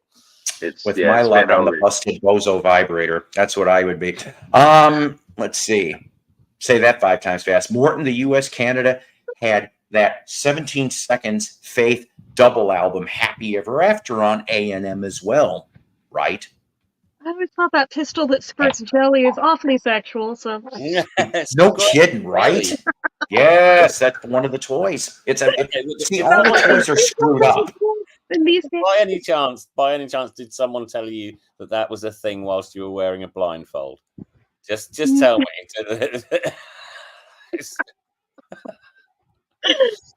Jeez, that sounds like a water pistol that squirts jelly. For what point? Oh God! Oh my God! Why am I thinking of a guy or a chick? And they're like rejects and everything. Why are they on this island? There's something wrong with all of them, like a train with square wheels. And then there's a pistol that squirts jelly. And I was like, I don't know. It sounds awfully double. Honestly, I've seen people going to porn theaters with literally water guns filled with like lube or whatever, and sitting in the back of the theater and shooting that over the people. Why do I see the jelly gun and it could be a guy or a girl interchangeable in this unfortunate scenario, and they're going like they're tied up and they're yelling. Let's see if I can do this in an imprint. I'm a peanut butter sandwich, baby. What is that? Oh, yes. That's the shittiest Austin Powers impression. Skagalicious, baby. Daddy, stand up and take a bow. I thought you were doing a Reese's commercial where the guy's coming down the stairs with a chocolate bar, a guy's going upstairs with the peanut butter, and they bump into it and he goes, "You dipped your chocolate in my peanut butter. You got your peanut butter on my chocolate." They both take a bite and they go, "Hey, this is great," at the same time. Back in the days before Will Arnett did all the commercials for Reese's. You notice we don't even see like product commercials like that no more at all. Like we don't see barely even car commercials. Like, what are you talking about? Will Arnett bank off of those Reese's commercials. They are constantly on. James says he beat a cowboy that rode the ostrich. How do you not see them? They are literally. I don't watch TV though. That's how then. Okay, because I was like, it's literally every commercial break, every goddamn channel. And if he's not making royalties off of those, he's making royalties off the GMC commercials. If it's not off of those, he's making them off the Dunkin' Donuts commercials. He is making bank right now, and good for him. I mean, I guess the way, like, I'm used to commercials the way they were in the 70s, where they would have products and then they would show the product, and that's really, now it's all about celebrity endorsement, it's this and that. Like, the products were the focus, and they would actually do these elaborate, like, movie-like scenes just for Crisco. You know what I mean? It was, like, unbelievable. And now we don't have that, you know? It's like, everything's like law offices, or, you know, do you have, you know, pimples on your ass? You know, here's this pill you can get. You know, there's all kinds of... I feel bad for where my mind went just from Crisco. I'm like, okay, I'm not the only one that's unhinged right now. So a year later, the commercial sounds like this. It's from a law firm. Did you take that medicine that happens that's supposed to be relieving pimples on your ass? You may be entitled to, if you ever listen to Nickelback, you may be entitled to That's the first. That's one of the. That's the first. One of the first things I noticed when I first ever came to America in 1992 was just you know, I got into where we were staying, put the television on, and it was like there seemed to be an awful lot of commercials for hemorrhoids and things like that. We don't have. And what's causing them? Yeah, and then at the end of it, God knows how, it's got to be someone with a low voice speeded up, but it's like. May cause heart attacks, suicide. Some of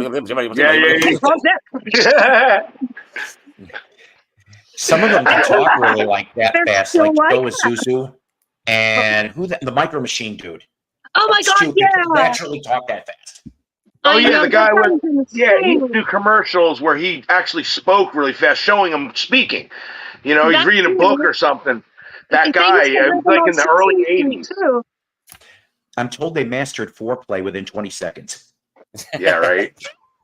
Well, I am amazed that I was actually, when me and Beetle Babe were speaking earlier, I was saying that at the end, when I first started watching her channel, it's the speed at which a lot of people, including Jen, say oh, please like and subscribe. Blah, blah, blah. I place video. So that sort of thing.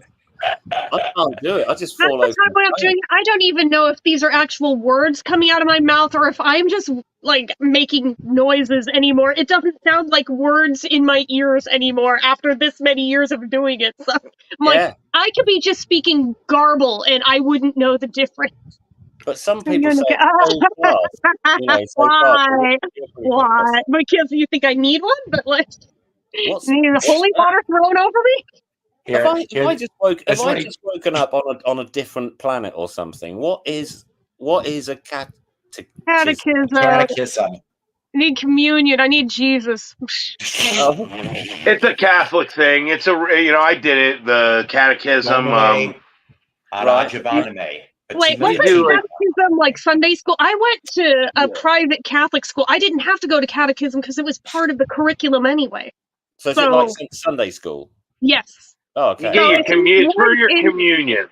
Yeah, so it's basically a ritual leads to your communion. Yeah, if you weren't already in a private school anyway. He means this. Outfit. Okay. I think we all would like to see. Anyways, what? Yeah. That's funny, Bill. What my uniform looked like yesterday on Rachel's, I think. Do they sort of sell it at Victoria's Secret or something? Is that the problem? At this point, basically. But like there, it was just like a literal. It was the girl's uniform. It was like a blue or not. What the hell am I saying? Green plaid skirt, that like pleated skirt that all the girls abused this privilege and would roll the waistband on to like right it up about 4 inches.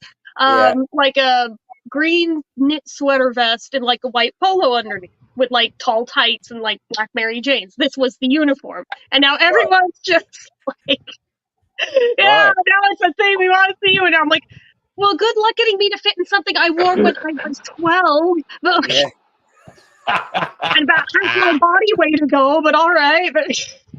Wow. See, I'd never heard of that at all. I often come on these programs, podcasts and stuff, and the amount that I pick up, and I suppose it's part of it. It's an English thing, I guess, but also obviously I've never had any sort of Catholic dealing or anything, like in I've never heard of that at all. But now I know, and if I get it in a pub quiz, I'll know what to say. There you go. There you go. Right. The most important facts you need to know, right? Pretty much. It was literally like just part of our curriculum as part of normal school since I was in a private school. And like leading up to like first communion, there was like about 2 months we learned nothing else other than just that. We were going into the church every day, like basically doing a walkthrough of this and why all of the things are what they are, all the symbolism, this, that, the other. Right. It sounds totally stupid to anyone who doesn't follow it, I am sure. And maybe some of it is, I don't know. But like, it seemed excessive, the level that they went to with it. I don't think they needed to go quite so hard for second graders, but here we are. No, they're indoctrinators. Yeah. They really are. I left the Catholic Church. I might. It might be because this cigarette contains a bit of the devil's lettuce, right? But but I just had a thought of like I'd never heard of the Rudolph the Reindeer thing. I'd never heard of this, and I do it a lot on Rachel's Go. It's like I have no idea what you're talking about because they're talking about something I've got no frame wrestling. And it suddenly occurred to me, isn't that if you think of every country in the world, how much we all must miss out on not knowing that something and have no idea unless someone mentions it and then explains. And everyone's going to have the same response in that country of like, you've never heard of. That's and it's like I want to collect all these things and find out what is all the good shit in every country that I'm missing out on that I don't know even exists. There's got to be a book for that. It just exists. That's a stoner thought, isn't it? It sure is. I get that way myself. Dear, oh dear. Oh wow. See, was it the good version with Ian Gillan? Oh, see, my dad like raised me with that, but it had nothing to do with school. We never once heard that in school. ever. So true story here. I grew up on it. My parents had it. Literally, Well, my like I said, mom my used to play it dad, all it's like the his time. favorite musical of all time. So. Mine too. If it's not that, it's the Godspell album. God knows how many copies I've come across all that. God, yes. But hang on a minute. Hang on. Look at him already right off the yes. I don't have that version. Oh, that's cool. And it comes with It looks like it's based off the Brown album. Yeah. Yeah. Yep, that's the one. Oh wow. And this Okay. was, Yeah, that's like that's neat. I never saw that. Yeah, that's the I've never original seen that concept version. one. I got That's this the when I was- concept album. I found a record shop in just around the corner from a Wow. venue. We were playing in Germany, and it's absolutely mint condition. But I bought it, as most people do, for this. Yes. Yes, indeed. He's the greatest. The greatest, honestly. My favorite singer of all time. There are a few other people that went on to do I like him more than Freddie Mercury. I like him more than David Coverdale. I like him more than Rob Halford. I like him more than Steve Perry. I like him more. I mean, literally almost about any other singer. Like, he's the most versatile. Child in Time is one of the greatest vocal performances, I think, of anybody. Yeah. Like, it's, bet. and when he does it live, it's just unbelievable. And then he plays Jesus on top of it. Yeah. Gethsemane is, like, again, one of the greatest performances in music. So correct me if I'm wrong, but the guitarist on this, which I've always loved the guitar on this, is Henry McCulloch. Am I right in thinking he was in wow. He was in Wings, yes. Yeah. That's right. Oh, it's See, there you fantastic go. guitar Beatle playing. fact. Isn't Yvonne Elliman on that too, I think? Yes, she is. Yeah, she does. Oh, I don't know how greatest. But I didn't know about Henry. That's cool though. So see, now you guys can win in a bar bet. Well, I'll tell you what. I'll read the rest of the names. There's not many. Sure. There's only 6 musicians on here. But what I will do, well, there's extra people on there and stuff. I think Chris Spedding's on here somewhere. Oh wow. As like a single guitar solo or something. But the main musicians on here that I haven't heard of, and fill me in, please do. Bruce Rowland, drums. Alan Spenner, bass guitar. That rings a bell. Alan Yes, it Spenner. does. Yeah. Cliff Richard. I think he was working with Cliff. Neil Hubbard, additional electric guitar. Peter Robinson, piano and keyboards type thing, and Chris Mercer, tenor sax. You know, it's funny, when I was growing up listening to it, I would have sworn because it was Ian Gillan that it was Deep Purple themselves that was playing the music. So it sounded riff, almost just like it. That first riff is amazing. That down there. Incredible. So this afternoon, I got a comment from one of my old Jukebox from Hell episodes where I reviewed Come Taste the Band. And I wish I remember what his name was. But he's like, can you do Butterfly Ball? So now I got to find a copy of that, which is like an offshoot thing for Purple. So I'm like, all right. I think Roger Glover was involved in that. I'm not sure. Oh, was it that MCA? It was okay. Yeah. All right. Nice.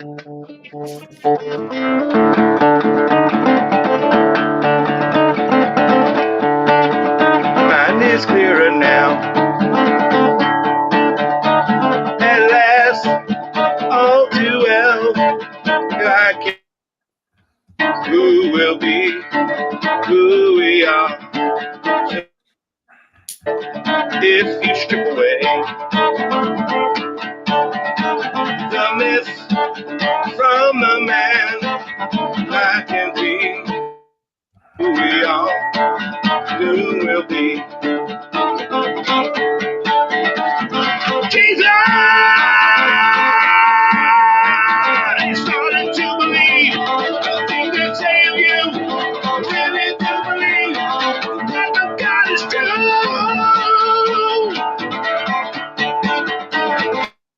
What you've done, I'll soon get tucked away. You think I'm available in everything you say. Hey. I don't want to go into the whole thing because I don't know. I don't want copywriting going into it, but you know. I mean, if it makes you feel better, I did literally start to end of that album you, and was singing and thing, and I didn't I get know you struck. did. I loved it. You know how I feel about People that. gave me so much shit for that one that I was like, okay, I won't do it again. We did the play Hair in college when I was young, says Bill. Nice. Hair, long, beautiful hair. That was fantastic. I got drafted in once to do the drums for a theatre thing. Joseph in his America. Joseph. Technicolor. And it's just my mum and dad would play it all because I don't read music, you see. And the musical director was really worried. And I said, no. I said, when I was a kid, we used to just play it over and over because it's the closest. Was Donny Osmond part of it? Sorry. Was Donny Osmond part of it? No, he played Joseph on Broadway. That movie is so unhinged though with him in it. I was just like, what am I watching right now? Yeah, I mean Jason Donovan did it over here. That was pretty good. And but yeah, I got drafted in to do that, and the musical director was really worried because I didn't read, you know, but I convinced him I could do it. And it's weird, it just came back to me. I just sat there and we just, you know, we had a rehearsal, obviously, not many, because I was standing in for someone who'd suddenly gone ill, you know, the drummer in the orchestra pit. And I just said, it's all right, trust me, I can do this, you know. Because I just remember, it's weird how you remember how it all comes back. It's weird. It's the more we kept on playing, I knew exactly what song was coming next. So I almost wanted to. Yeah, I didn't want to start going into it like, because it go. I won't stop. You know, I mean, I really know that whole entire. Up until probably about This Jesus Must Die, maybe, or something. Like, I mean, I know the Yvonne element. I love that album. I mean, But that was great fun though, doing being in an orchestra for. I imagine. It's really. I imagine. Cool. I would love that. Very difficult, not because we weren't in a low orchestra pit, so it's very difficult not to sort of look up and kind of watch. You know, you're all looking at each other. Are you ready? The conductor is the only one that's got it on a screen. He can see what's going on the stage. Yeah, because he wants to make sure that people are doing their cues correctly and stuff like that. And he would stop us if anything went wrong and that sort of thing. You know, what's not the grand random? I thought Sonic.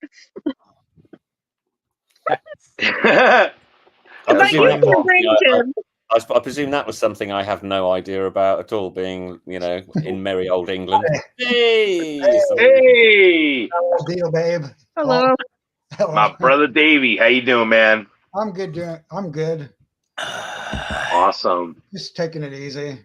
Good man. That's the way it is. Lazy on a Sunday afternoon. Yeah, exactly. Ray Davey said that. Yeah, right. That's right. Normally, I'm not here on Sundays, but I was off it today. I was like, thank God. Afternoon. Yeah. You know, speaking of the Osmonds or Donny Osmond, when he was in the Osmonds, believe it or not, in the mid '70s, the Osmonds actually almost went hard rock, heavy metal, and they had a few songs. Wow. Crazy Horses. Crazy Horses is such a. I mean, I absolutely love the song. Yes. And I always thought, like, you know what? They were secret, like Led Zeppelin. They have another song that almost sounds like the Immigrant Song. Like, literally, it's like, I couldn't believe it. And, like, they never got recognition, never got, like, except from the screaming ladies that were following them. But in the grand rock world, like, honestly, I was shocked years later. And I lived in the 70s, and I still didn't even know about it. But the young girls that were following they weren't following them because of the incredible guitar tone. No. Right. No, but when you go back and listen to it now, and honestly, I give it much respect because they really were rocking out and giving it their all. And they were trying, you know? Melody, I will try. If I remember, I'll try and send you this video clip, which is my band covering Crazy Horses. Oh my God! Really? You guys can send that to me, please. Yeah. I want to. I'll be impressed with that, man. I tried to do the weird noise in the chorus. I tried to do that. I tried to do that by hitting a harmonic and then just pulling the wang bar, going down the lazy river. Down the lazy river. That's the other one. I'll tell you, it's so great. Ago when they, I guess it was like their farewell tour, whatever it was they were doing, and they had like all these TV appearances. I was over here like, wait, there's more of them than just Donnie and Marie. I thought it was just two of them. Yeah, right. A whole bunch of Osmonds, and I like made the mistake of posting this across my social media. But they were jamming as hard as anybody else. Mm-hmm. You watch that drummer, the one brother that was playing drums. He is playing almost like Keith Moon, style drumming, and I'm like. But do you know what I remember? Do you know what I remember seeing them? I remember seeing them do that on Top of the Pops, And because Yes. I didn't become a guitarist till much later on, so I was just into drums and stuff. And I just remember on Top of the Pops, I don't know whether it was the same in America, but he basically had a single kick drum kit, but with about 15 toms around him. I've never seen that appearance, but I was impressed. I really was. I was impressed. For 2 years in a row, and Drummer Magazine, whatever it was in the 70s, he was behind he was number 2. Number 1 was John Bonham. Really? So imagine that. Yeah. Imagine you are number 2 and you are in this not boy band, but that he was that good that he was just under John Bonham as far as honestly, I was blown away, just like I was blown away by Karen Carpenter. One time I watched a special, and they were showing it looked like a PBS special, and then Karen Carpenter, you only seen her singing, but watching her play the most incredible drumming that like I've ever seen, like almost anybody do. It is astounding. Stevie Wonder playing drums. Oh yeah, Stevie Wonder too, right? Exactly. In that special that the guy from Jimmy Fallon, The Roots, did, it had finally shown Stevie Wonder doing a drum solo, and I'm like, oh my god! No wonder why he was with John and Paul when they did the reunion at the Toot and the Snore. Yeah, and I wish Stevie Wonder was there. And I know we all do. How do you not play your own songs? You're that big head. You can't break out "Come Together." You can't break out the easiest friggin' shit that you do. Come on, Three Cool Cats again, buddy. It was called this. Everyone. Yeah, I know. He said it. Get it on the toilet. It's on the toilet. And then there's the really strange. There's the really strange, completely left field ones like Sammy Davis Jr. I didn't know he played drums. Yeah, a master drummer, drummer. And at Glastonbury, Nick, what's his name? Rick Astley. He's doing all his "Never Gonna Give You" stuff, and then he gets up on the drum kit and they do "Highway to Hell." And he's what? He's a real guy, man. Brings a new meaning to the word Rickroll. I love Rick Astley. I thought he's a cool cat. I always thought I liked him. I wasn't expecting that though. Jeez. Yeah, I know, right? No doubt. I wasn't expecting Barry Manilow to cover "Never Gonna Give You Up," and I was like, "Oh my god, I'm literally gonna Rickroll people with this version now because it's unexpected." Wow, I'm telling you. Hello. So as far as for hey, what's up, brother? How you doing, man?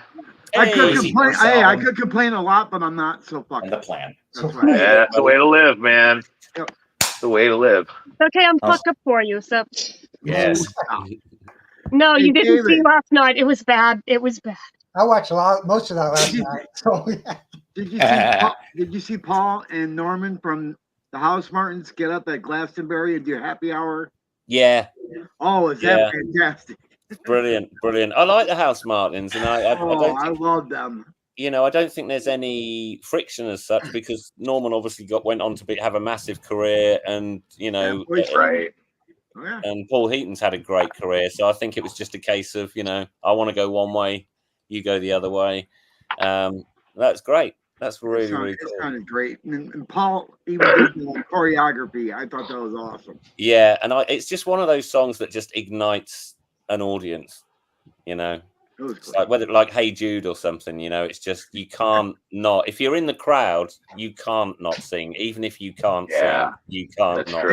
They were doing his vocal parts. Like oh, yeah, it was fantastic. Oh, wicked! Fatboy Slim. Which one is that? You come along. Oh wait, halfway. I got two.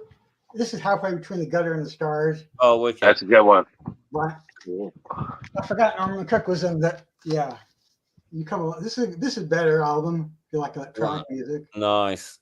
Do you know? I've just learned something, Wyoming Dave. Thanks to you. I never realised what it was on the cover of that first one. It's on the tilt, isn't it? If you turn it up the other way. You mean? Yeah, I had no idea that's what it was. Guys, new there or what? It makes the title makes sense now. Oh, okay, Gutter. I didn't realize that. Yeah. I never thought of the title and the cover. Those are both the U.S. U.S. presidents too. God, I'm being schooled today. I really am. Anything else? I bet people watching this thinking, God, English people are stupid. Do they know anything? Oh, I don't. Is Praise You on that record? I'm gonna praise you like I should. That's on, yeah. That is a great one.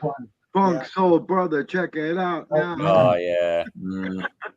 That Fantastic. Bryce Williams, effing in heaven, fucking heaven. That's it. That's great stuff.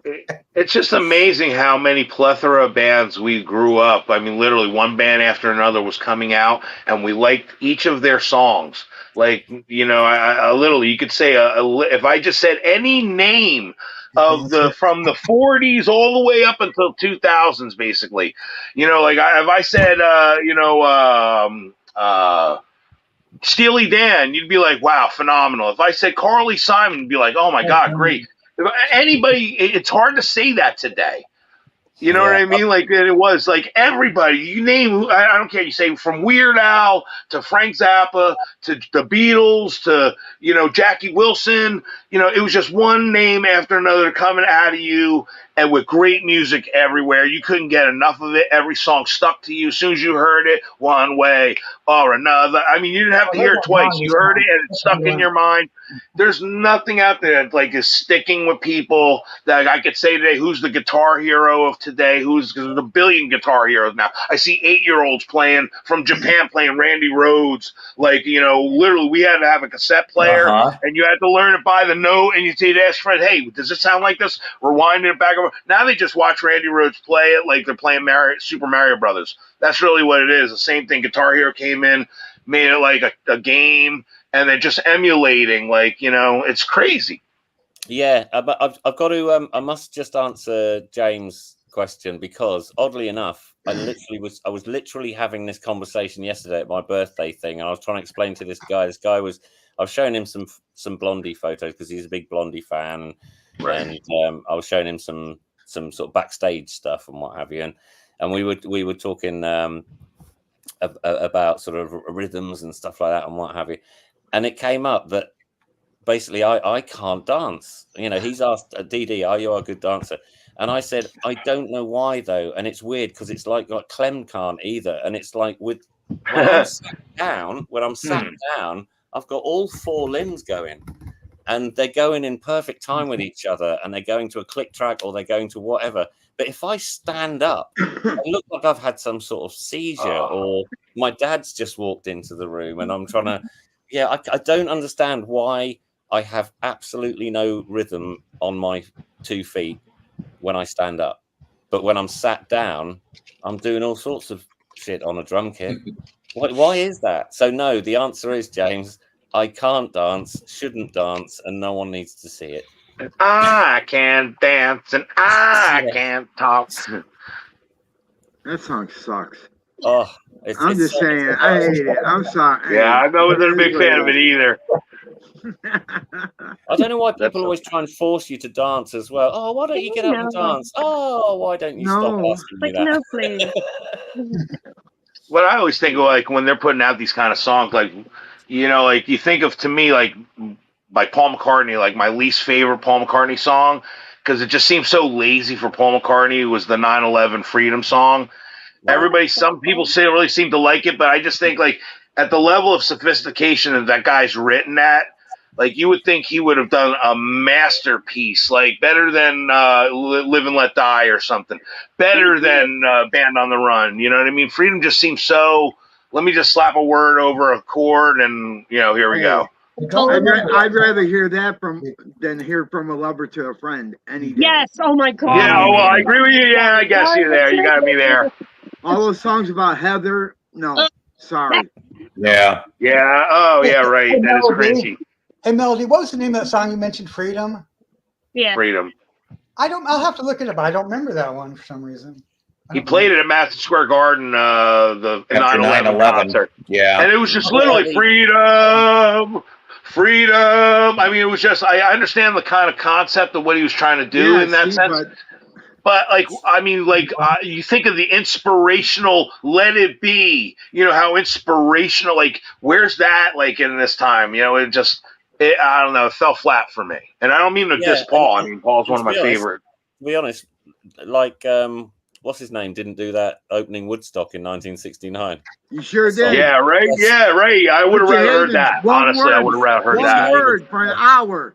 Freedom. But he was doing it with such grit, and like you couldn't get enough watching him strum that guitar. Like he was putting his heart and soul into that. It looked like he was on acid, honestly, when he was doing it too. Like he was like in a zone. You couldn't like stop watching.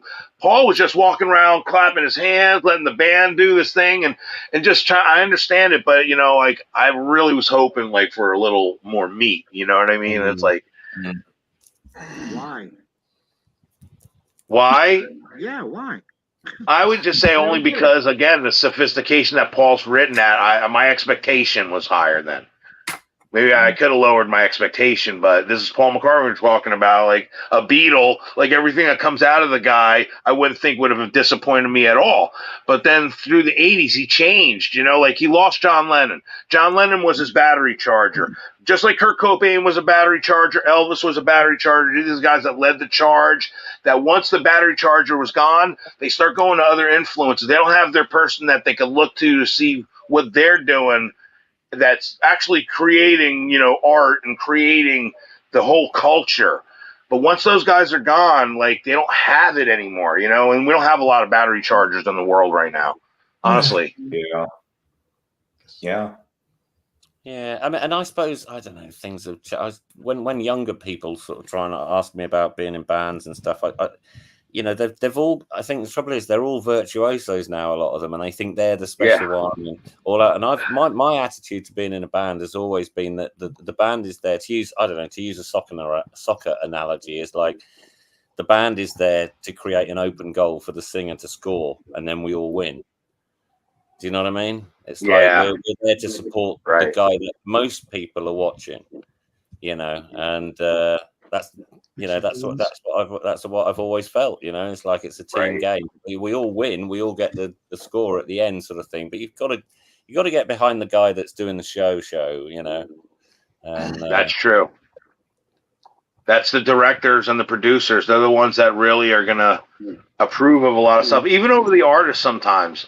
Elvis used to have like a hell of a time trying to do certain songs or things they did in the Colonel, or people like it would shut him down.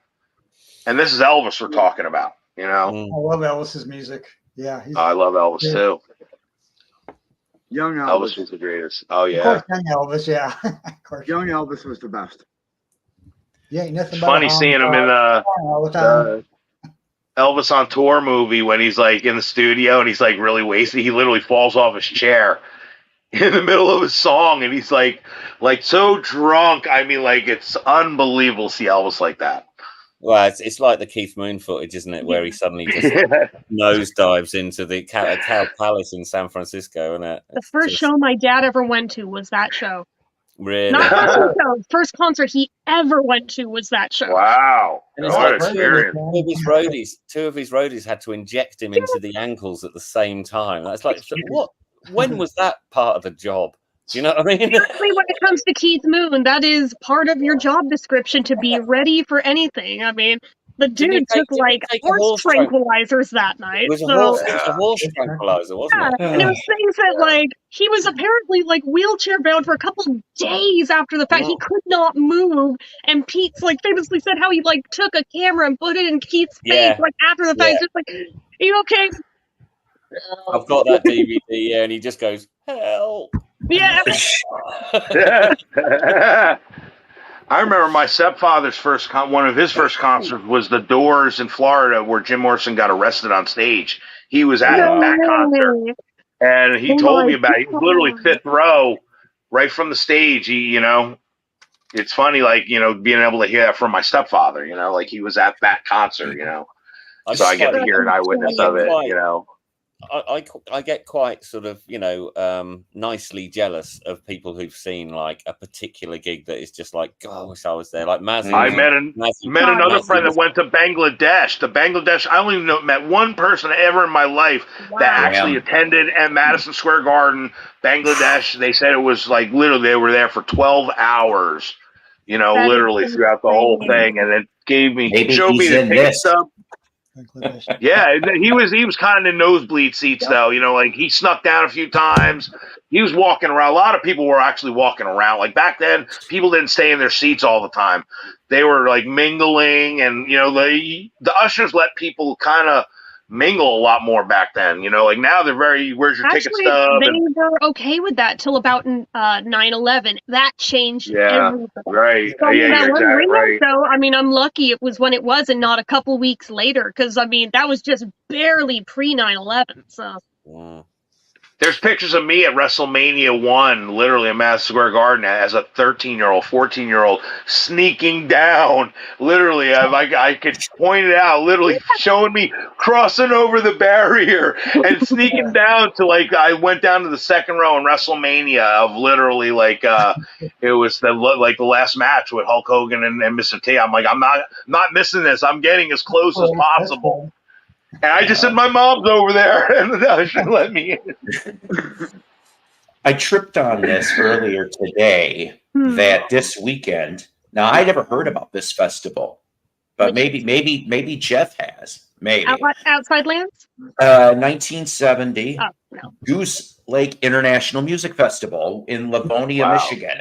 Now it was supposed to be 60,000 people. 200,000 showed up. All right, yeah, and so like I said, we're talking 70 here. So who showed up that day to play? Because I mean, we're talking, it's not Woodstock anymore. It's a year later. So you got Faces featuring Rod Stewart, Jethro Tull, okay, Chicago. No. Ooh, Terry Cat, Chicago. Yep. Yeah. 10 years after. Oh. 10 years after. The Flying Burrito Brothers. Oh, Wow. yeah. Mountain. Oh, I like John, That's a fantastic lineup. John Sebastian. Wow. James Gang with Joe Walsh. Oh, shit. The Flock, Chicago's very own, and The Litter.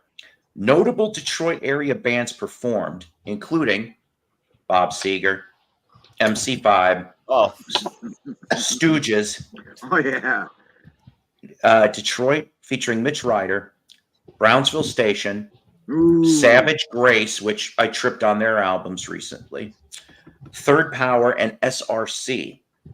wow. Masters of SRC Ceremony. Huh? SRC. Somebody brought up SRC. What was it? The last? Either it was the last one or one before it. Yeah, I'm not sure. This is all in the same show. Yes, Masters of Ceremonies One with day? T. Garden Wow. and Van Winkle, who also Oh performed. my God. Savoy Brown, Joe Cocker, and Alice Cooper were announced acts, but didn't perform due to contractual Wow. problems. I was just waiting to say, actually, I was going to nip in there and say, you're only missing Alice Cooper for a full house there with the Detroit rock type sort of, you know, No doubt. The big one. It says here that basically that behind the scenes, the participation of the White Panther Party and the affiliated Serve the People (STP) coalition added some street cred to the event. The White Panthers. I've never heard of the White Panther. Black I never did either. I just love to think that maybe there's a really that was boring. started by the MC5. Yeah, right. I like to think that there's a really boring one that came out like the Beige Panthers, but they weren't very, you know, nothing really. The Plaid Panthers. Yeah, and so it says here, of course, no surprise, Detroit rock historian David Carson wrote that drugs took center stage, no kidding, at Goose Lake, and that the park was reminiscent of Attica because of the barbed wire topped perimeter fence. Wow. There was a report of, unfortunately, an R word by a group of bikers while the Stooges were performing. Wow. And then, of course, 160 arrests of people leaving after the event, mostly, of course, on drugs. They said 75% of the youths were on drugs. Yeah. And, yeah. What year did you say this was? August 70. 1970. The promoter was indicted, but he was acquitted the next year about the sale of drugs on the property. Wow. The site of the Goose Lake Festival is now the Greenwood Acres Family Compound. There you go. We all learned something. Like Jonestown-y to me. So yes. Wow, man, that's quite the lineup, though, man. That's an incredible lineup. Well, we don't get those kind of mega concerts no more, unless it's for charity. Ever since Live Aid, we haven't had any kind of real mega shows, you know, maybe the anniversary of the Woodstocks or whatever, but like, you know, like what's the biggest concert, like what's the most amount of bands in one day show did you ever see? Kiss, Aerosmith, and Ted Nugent. That's the most in one show? Yep. Monsters 'Cause of I know, Rock like- 88. Yeah, I did that too. That's what I was gonna say for me was probably Monsters of Rock. But then also, excellent album. But Nice. then 2 years later, Alpine Valley, Greatest Show on Earth, Oh, look at that. 1990. That's Wow. beautiful. It really is nice, David. It was, let's see if I can remember this right. Winger, Slaughter, Faster Pussycat. Something tells me Enough's Enough was either, I can't remember if it was a quick opener or they didn't show up at all. It's a little hazy because I was a little late. And then Kiss. You got Wow, that's pretty good. You're talking Hot in the Shade tour. You know, I always get jealous when you watch like the Midnight Special or maybe Jules Holland or something, where they literally got 10 bands all set up.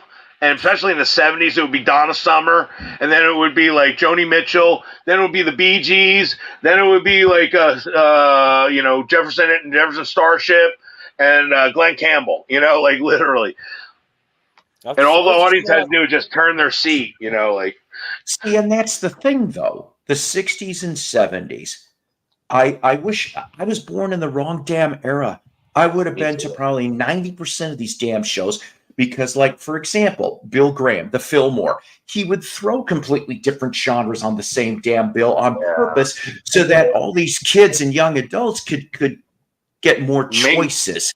And I like that. Nobody does that shit today anymore. It's like, what the hell? It all goes together with what, you know, the change of everything. Evolution. I just wanted to ask, what was the venue of that Detroit lineup show? Did you say? Dang it! What was it? Goose Lake? Yeah, Goose Lake, but like Goose Lake International. But like I said, it's now a family camping compound in Livonia, Michigan. It's just because you were saying about Iggy and the Stooges, you said something about the Hells Angels, because this album is famously, this is from the Michigan Palace in Detroit, and it's the Stooges' last show. But Iggy was so pissed off at I think he did a radio interview the night before or something, and people were having a go at him. The Hells Angels saying, "We're going to come down." He said, "Oh well, you come down, see what you can do." And this album is amazing because it's like if you stick the headphones on, you can literally hear things hitting the stage between songs. Really? Oh my God. Stuff. And there's even bits where you hear something bounce off all four strings of the bass. Like it must be in a bottle or a can. Oh my God. You know, you think of pickups on basses and pickups on electric guitars. They're just microphones basically. Right. You know, and so like if something hits it, and you can just hear that throughout the whole thing, and Iggy's just saying, "Come on, then, come on." Yeah, that was August 8th and 9th, 1970. That was when that happened, that festival. Yeah. But you talking about getting hit. Like I said, I brought this up before, but I figure maybe some people didn't hear the story from '88 from the Guns N' Roses Aerosmith part, and you know Axl was having a pissy fit, so he only played about 4 or 5 songs, and then they, you know, Slash comes out and says, you know, we're done pretty much, and everybody went boo. And for once, I was late. I was supposed to be more up front, and thank God I was in the back that day. That's all I'm saying, because bottles, cans, everything. Well, the one thing that I saw, and I'm sorry, it's always going to get me. Somebody had like a whiskey bottle, and it fucking hit Steve Adler's bass drum, and of course, physics, it went right back at him and knocked his ass out. And I'm like, that made me laugh my ass. Didn't even break through the drum; it just went boom, and I'm like, yes, rock and roll, rock and roll. I've only had two missiles come at me, and they've both been at festivals, and it's. I guess I never understand that really. If you don't like the band that's on, just go and get a burger or something. There's right. I mean, the one in Spain, it was Holland and Spain. The one in Spain was I was in the middle of a guitar solo, and suddenly I just saw something flash, and I noticed that some of the paint had come off my guitar, and then I just saw it. It was like a coin, it was like a quarter or something, and I thought if that had hit me in the back of the hand, it would have stayed there. You know? Yeah, probably would have. And then the second one was in Holland at Pink Pop Festival, and I was doing my sort of standing with my legs apart, staring over the audience, you know, doing the just chugging away, and I just suddenly saw something coming out of the lights. So I instinctively sort of stepped out the side, and I heard it hit the microphone that's against my amp. So I wandered around and went to have a look, and it was a half of a muddy house brick. Oh my god. Fucking horrible. And I was just thinking, imagine if that had been the one I'd been soloing on and I'd been like this, it would have just clattered me in the head. Yeah. And I'm over here like, tell me more about this. You had your legs apart thing. Yeah. This in the black leather trousers days, you know. Oh. We all went through it. What kind of ciggies you smoke? Just roll up cigarettes, because as my friends, I don't actually smoke a lot. I know I look like I smoke often, but it's only when I'm on things like this. I have a smoke, I'm more smokier than ever. But I don't believe that for a minute. I make them so small. I make them so thin. I make them so thin that if I make them for anyone else, they always go, "Is this like a prison roll up or something?" It's like, you know. It's just how I like it, you know. Yeah. I mean, let's face it. Even the Beatles, Memphis '66. There's a bootleg. They're throwing firecrackers, and it landed on the stage, and that's when they were getting the death threats. They thought it was bullets, and I'm like, the tape exists, and Apple Corps has it, and I'm like, let it out. I want to hear the whole damn thing. I mean, I know this isn't good, but I do love that Roger Waters moment on the Animals tour where he starts playing this. I think it's spits on the kid. Well, no, it's the one where that's the gig. That's the gig. But I think he just starts the beginning of Pigs on the Wing on acoustic and stuff, and someone lets off. You hear a firework go off. You hear this sort of thing noise, and he goes, "Oh, for fuck's sake! I'm trying to sing a song." You know, I love it. I love that. I could listen to that on the loop. Oh yeah, that's great. That's funny. Sorry, don't let me. I'm just making a cup of tea. Just. Good. We're learning the British ways. My mother will drink British tea. Good lady. Good lady. Yes. Well, she likes all things British, pretty much. All right. She hasn't met me yet. She won't watch this show. Either that or she'll only watch a couple minutes, and that's it. That's probably smart for my mother, who's going to be 79. My dad refuses to watch my shit either. He's like, yeah, I lasted about 30 seconds. You're terrible. I'm like, thanks. Love you too. That's encouraging. Yeah. I'm proud. We wonder why I have daddy issues. I don't know. I mean, I'm not a parent, but I'm fairly sure you're supposed to lie to your children about how awesome they are at everything. You know what I'm trying to do? Mine both tell me I suck on a daily basis and always have. So I'm like, I'm dead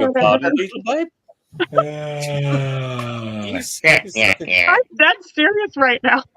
You suck on a daily basis. How? Yeah. Usually in worse wording than that. So, yeah. Like, that would be a nice version of the shit my dad tells me.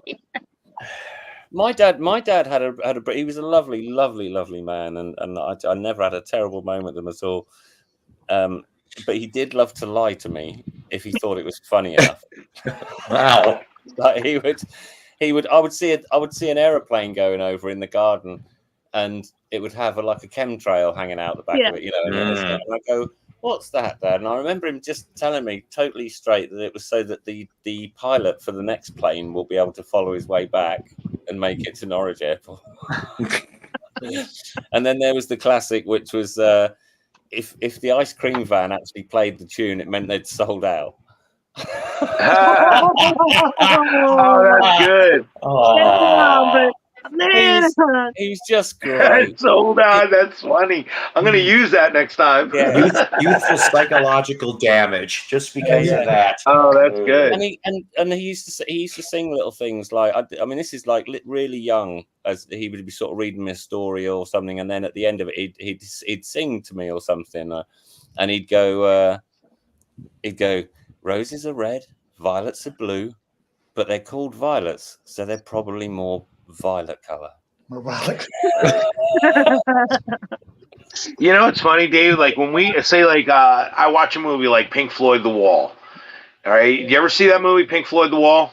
Oh yeah, I've got it on DVD behind me. All right, now think of it this way. Like for me, it's kind of like the opposite of what you guys see when you're looking over and seeing America in movies and seeing New York City, Miracle on 34th Street or whatever it is that, you know, you kind of, you know, Home Alone, like anything that shows. But in that movie, it's showing a lot of like strictly English like things. The way like mothers with their children was different than the way American mothers were and stuff. And like, you know, it's just amazing. Like, I wonder how much you would relate to seeing some of those scenes, like in a movie like that, being over there compared to like how me it looks, you know, obviously foreign, you know. Yeah. You know, I've never thought about it. That's an interesting thing. I'll have to watch it again and have a think. It's like I suppose Quadrophenia is the same for you as well. Isn't Yeah, it is. It's the same thing with A Clockwork Orange. Like, I mean, a lot of you know, movies that are strictly like done in a British setting. A lot of those things I'm trying to figure out, even like some of the concepts of things, because, you know, again, they're foreign to me in the way that people were raised, and like, why would they ask this, or why would he respond this way, or why are they moving like that, or like little things like that. And it's just funny, especially in Pink Floyd The Wall. I noticed that a lot. You know, it's like very.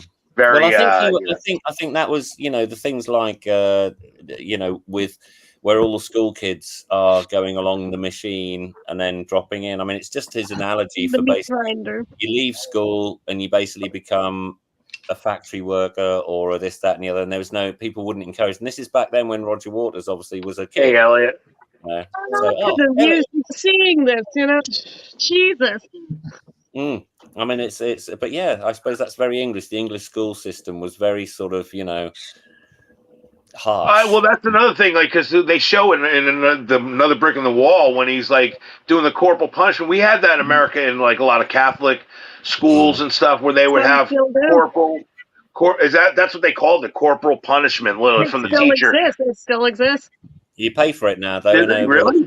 Yeah. Like I knew it was a thing when I went there, but apparently, like my niece goes to one. It's still a thing. Yeah. Right. But even the way the teacher was in the movie is like, you know, reciting the kind of lessons they were giving and stuff. I mean, it's a whole different teaching process. And the way the students look, like, it's just like kids didn't look like that when I was growing up. We were all kind of hanging off our desks and like everyone's there very proper. And again, you know, it just, I would think relate that. My own mum and dad said that at school, it's like every teacher appeared to hate kids. You know, it's just really why on earth would you become a teacher if you can't stand it? It's like if you can't stand kids, why would you ever take a job working with kids? To dominate them. You know, you want to be like have that low of self-esteem to where it make them feel big and bad to pick on a kid. But it was a posh job back then. It was a posh job back then. It was like, you know, teacher, policeman, that sort of thing. I mean, you know, it was all those were the kind of top, you know. Yeah, but it's like corrections officers are usually the kids that were picked on. Now they could be in correction officers and be in the jail guard, taunting the biggest guys that they'll never, ever, you know, well, again, you know, they do have to worry, you know, they can get shanked themselves, but they get their shit off, though, you know? Yeah. Great school, 1970s. Hey, Miss Sakura, you were a bitch, a big one too. And I got some of mine by name too. Don't feel bad. The last thing I heard, Mr. Ryan was a piece of shit children. Miss Verdun too. I'm like, my high school experience. My high school experience, literally. I didn't mean to interrupt. Oh, it's okay. 4th grade. Hey, same. I had gym class, and our teacher was Mr. Ryan. He looked like Fred Flintstone. Oh, geez. Right? Oh, and so the kids were like, you know, we're learning how to, you know, learning the fundamentals of basketball that day, right? So every kid's dribbling a ball, and it wasn't just me. The whole class was doing that. So anyway, so he comes up to me and grabs the ball out of my hand and backslaps him right across the What face. the fuck? Wow. Oh yeah. And then we went right to the principal's office with this one, right? And so my mom had to actually walk from our house because she didn't have a driver's license, right? So she had to actually walk her way, which was like about a half a mile, to come there to see what the fuck this was about. Right. Wow. So my mom gets into the principal's office with Mr. Ryan and me and Mr. Sikorsky, the principal, and she grabs him by the collar. She goes, "You fucking hit my son one more fucking time, you're gonna die." Wow. And I'm like, My mom was like, man, the whole I had the most Pennington thing in respect high for my school. mom that day. I'm like, damn. Like I told that was a story time on my channel though, like the whole Pennington thing that I got like suspended for that. I never even did a goddamn thing, but like I got suspended for a thing I didn't do. My mom was friggin' livid. She was fit to be tied. She came down there and she basically was out for blood. I was like, please don't get arrested on my behalf, please. Well, I was again. This is something that I've actually discussed with you, Beetle Babe, isn't it? About the report cards and stuff like that. I got a good one about that too. In England, they're like that size, and they're you flick through them like a flick book sort of thing. There's a subject per page, and I was just telling Beetle Babe that one of my reports was so awful that my parents couldn't even be angry at me. They actually framed it and put it in the dining room. And what it was, and sadly, I've got to go back to the studio. I've got this project on at the moment, and I've got to do a few more hours before I call it a night. So I'll leave you with this, though. This is possibly the greatest report card ever. It's for geography, and it said, David's contribution to the class extends only as far as breathing the same air. That's not very. Wow. That's poetic almost. David, let me leave you with one. Go on then. Okay, my senior year of high school, I go into English class after gym class, and my friend Gary sits behind me in the class, right? So I go in. I didn't know they were watching a video. They're watching Rebel Without a Cause, right? Oh, so shit. I go walking in. And there's Gary sitting there. I'm like, "Hey, Gary, what's going on?" And all of a sudden, the teacher, Miss Baldwin, gets right in my face, and she's like, "Shh." And I'm like, "Sounds like you got a leak." Right? So I got thrown out of class, and it was great. So I didn't go to the principal's office. I just walked straight home. Love it. Right? So they send out these reports, like you were talking about. And on the back of this report was a paragraph like this big, right? And at the end of the paragraph, Miss Baldwin put on there, when asked to shh, he replied, "Sounds like you have a leak." And my mom put it in the frame. That's good. I was going to say, surely no parent could be annoyed with their child having that. That's genius. My mom's like, you're stupid for doing it, but God, that's fucking funny. That's funny. Like I say, I really don't want to leave. I love this, but I've got. I love you, David. I've got a deadline for Thursday. The people who are coming to pick up the project, they want to take away the external hard drive, which I've done all this editing on and stuff like that, and I need to do X amount per day. And Can you give a hint first, brother?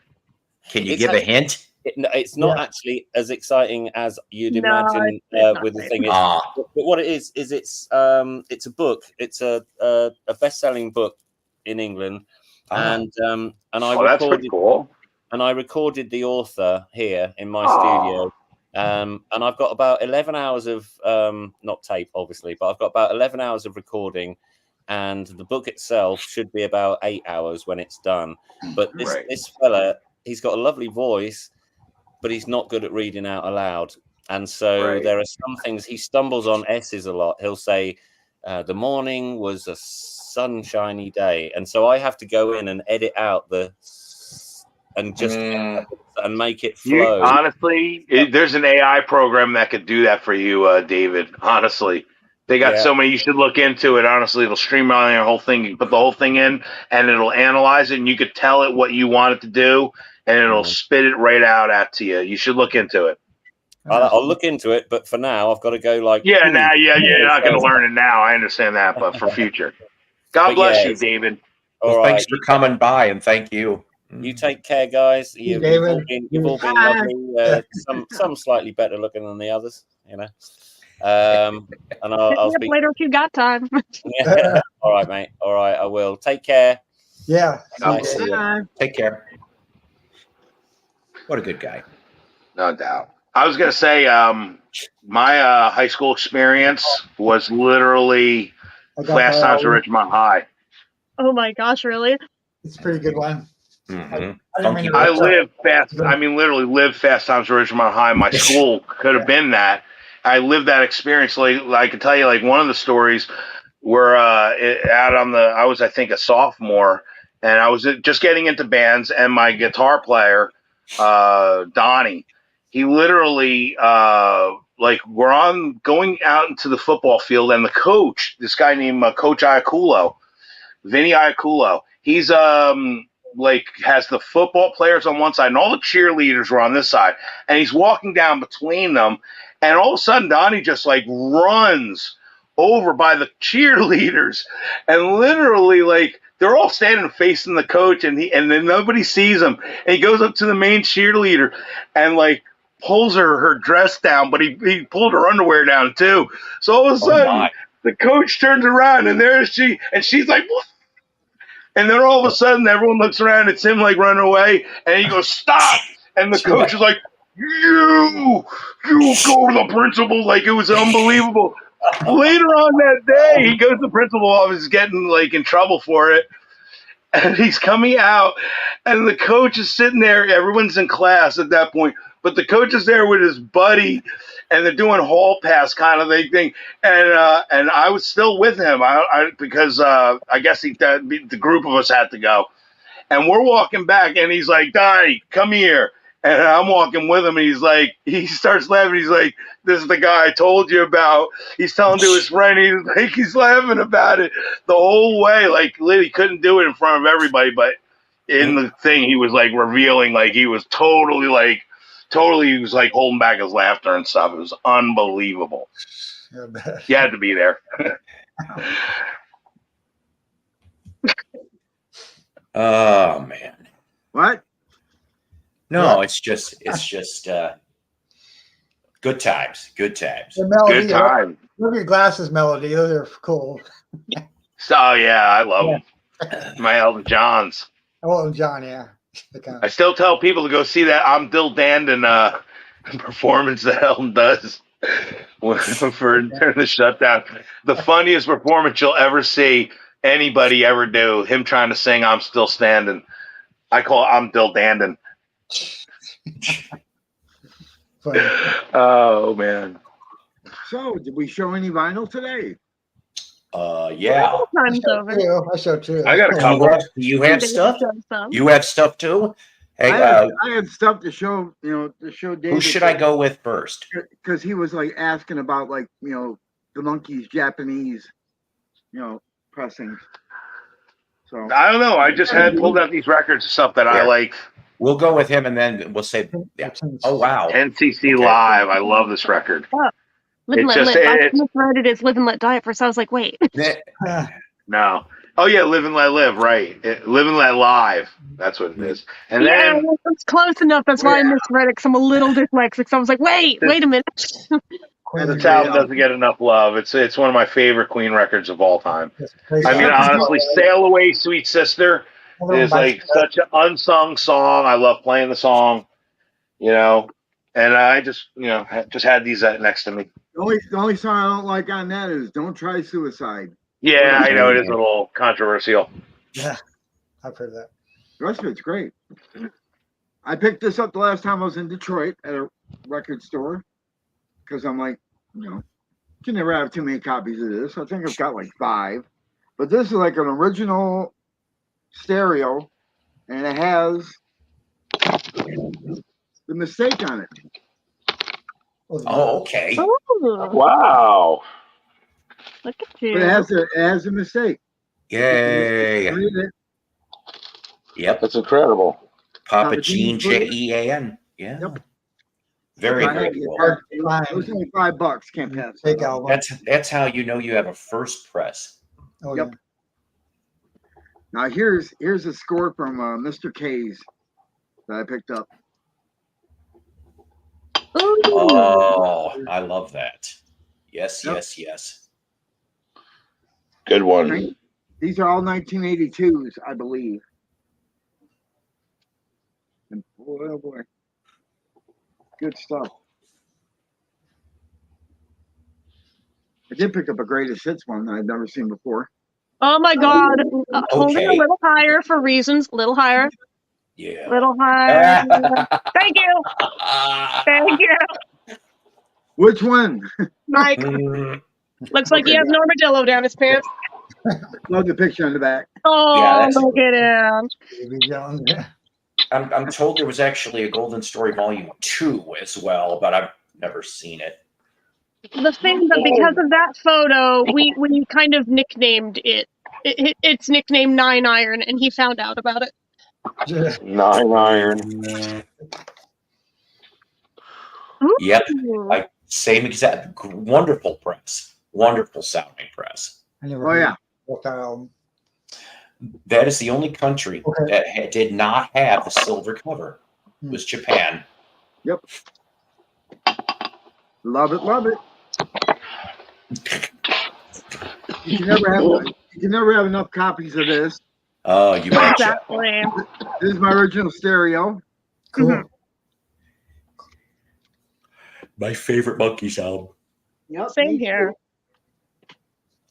And then my daughter bought me for Father's Day the one that came on Okay. cobalt blue vinyl. Nice. I think that's one of the ones I have. I have that. The cobalt blue. Yes, that was sharp. And of course, I had to pick this one up Oh yeah. Nice. Always classic. because it's on red vinyl. Nice one. That's a nice one. I always love their logo. Yep, me too. There's not many things I would get attached. Oh, I've got that. Mm-hmm. Yep. Finally, a picture disc. Yeah. Oh, I was I know. saying that yesterday. Nobody That's shows their one of the picture ones I disc. have. It's like I have that. I have a Lady in the Tramp one. I have like a Robin Williams one randomly. Don't ask why. I don't know. Oh, what was the other one? I think it was like Snow White. I only have a few of them, but I love the ones that I've got. I used to Now- have the Linda McCartney one, but I don't know whatever happened. I think it went walking. So yes, I'm trying to pull up something really quick here. That was there's two different versions of that. Okay, and of course, let me just read this for a minute here from Wiki, of course. Monkey Business compilation album Songs by the Monkeys, issued by Rhino in '82. It was the first American Monkey rarity collection. Was released on both LP and cassette, with the LP being picture disc. Monkey Business marked the US LP debut of several non-album tracks, which had only been released as singles or B-sides, like Going Down, D.W. Washburn, It's Nice to Be With You Someday, Man, and Timid to Monkeys, which of course was the Italian version of the Monkey theme. Yeah. Additionally, Steam Engine and Love to Love had been previously unreleased until the 1979, which I'm looking for a copy of this, Australian compilation Monkey Mania 40 Timeless Hits. As a picture disc, the playback quality of Monkey Business was inferior to standard vinyl in the early 80s. Now, the reason why I'm bringing this up, though, is the album was reissued in '86 with a recompiled track listing from different sources, which results in different mixing variations. This second pressing is notable for including studio chatter at the beginning of Someday Man that had not been heard on the '82 edition. Now, Jeff, the only way you can find out if you have an '82 or an '86 is if you were to take a look in the inner groove of that picture disc, and if it says RE-1. So if it doesn't, then you have an original '82, and if you don't, then it's an '86. Ow. It says here in fall of '86, Rhino put out a new release sheet advertising the title The Rest of the Monkeys with a catalog number and track listing, and the photo of the band used on the cover, of course, is a reversed image from the original Rainbow Room Sessions. I've got an original. Wow. I got an original. So excellent. So let's see here. I'm trying to take a peeky at what the difference is exactly. This one's just like a bunch of needle drops from the show Um. and the movie, Okay. Also on the reissue, but it's cool. Steam Engine's got an alternate mono mix as well on the '86 one. So You can make me small now. I am yeah, dead. I'm sorry. I was pulling up things. It's okay. Yeah, I can't almost do two things at once. Hey. But anyway, so that's how you know if you have an 82 or an 86. Cool. Mine's Maybe an like you 82. have a cramp on it. It's kind of cool. Oh, wait a minute. Let me see this. Oh, nice. Oh, see, I like that kind of stuff. And that's my favorite ever Disney movie. So for me, I had to have that. So. You know, I've never come across any Disney picture discs. Like I said, I got a Care Bears one I kept, and then I did come across. I never played it. A Woody Woodpecker picture disc I found like in a buck box. I'm like, That's Tony Bennett and Lady Gaga. oh, hang on. I got Bing. Oh my God, I love that. Oh wow. Okay. He plays good. Would you believe? Yeah. This is one picture. He plays good. You know, I'm not a big Gaga fan, but she really does sound really good with him on those records. Tony Bennett's Those last were my favorite things she ever did. I got from Walmart. Walmart had a picture disc only. So Speaking of special type stuff, I guess Barnes and Noble, I tripped on this courtesy of Goldmine online. They're going to be putting out some different variants, but I looked down the list and there really wasn't anything earth-shattering. For Fleetwood Mac fans, what is it? The 75 album and Rumors are both going to be different colored vinyl variants. I saw that much, but I'm like, I could care less about that kind of stuff. If it just happens to be something different with a colored vinyl, I'm like, sure, I'll buy it, but I'm not going to go after a gazillion things. Oh, look, it's Kenny Rogers. cool. Nice. Now I got another one. This is the first Now- edition, actually. Sniff then I the got Kenny this side one. really close to see if it smells like roasted chicken. Yeah. Yeah, right.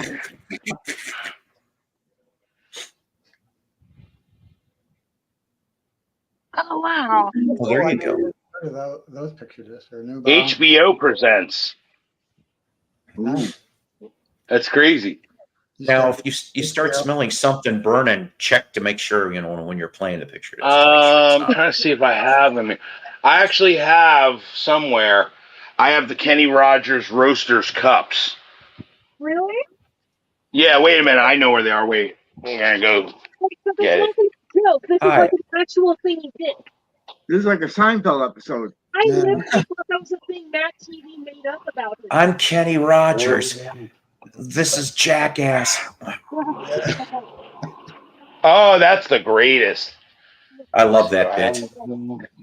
I'm not going to try that pepper spray, that mace, the bat with the nail in it. Oh, look, crazy. Remember Eddie. Oh this? my God. Yes. His prices are insane. And I shouldn't, but here's the funny part. Remember I said a couple episodes ago that we got cable in 80? So one of the stations, of course, was WOR. And there was always a Crazy Eddie ad. It was like WOR and WTBS Atlanta. That's like, the two super stations. Yeah, for you guys, I can't remember where I put them. I thought I had them right over here. Just dropped in to see what my condition was in. Yeah, that song. Yeah. Oh, I love that song. I love that song. I haven't heard that in a long time. Oh, wait. Is these it?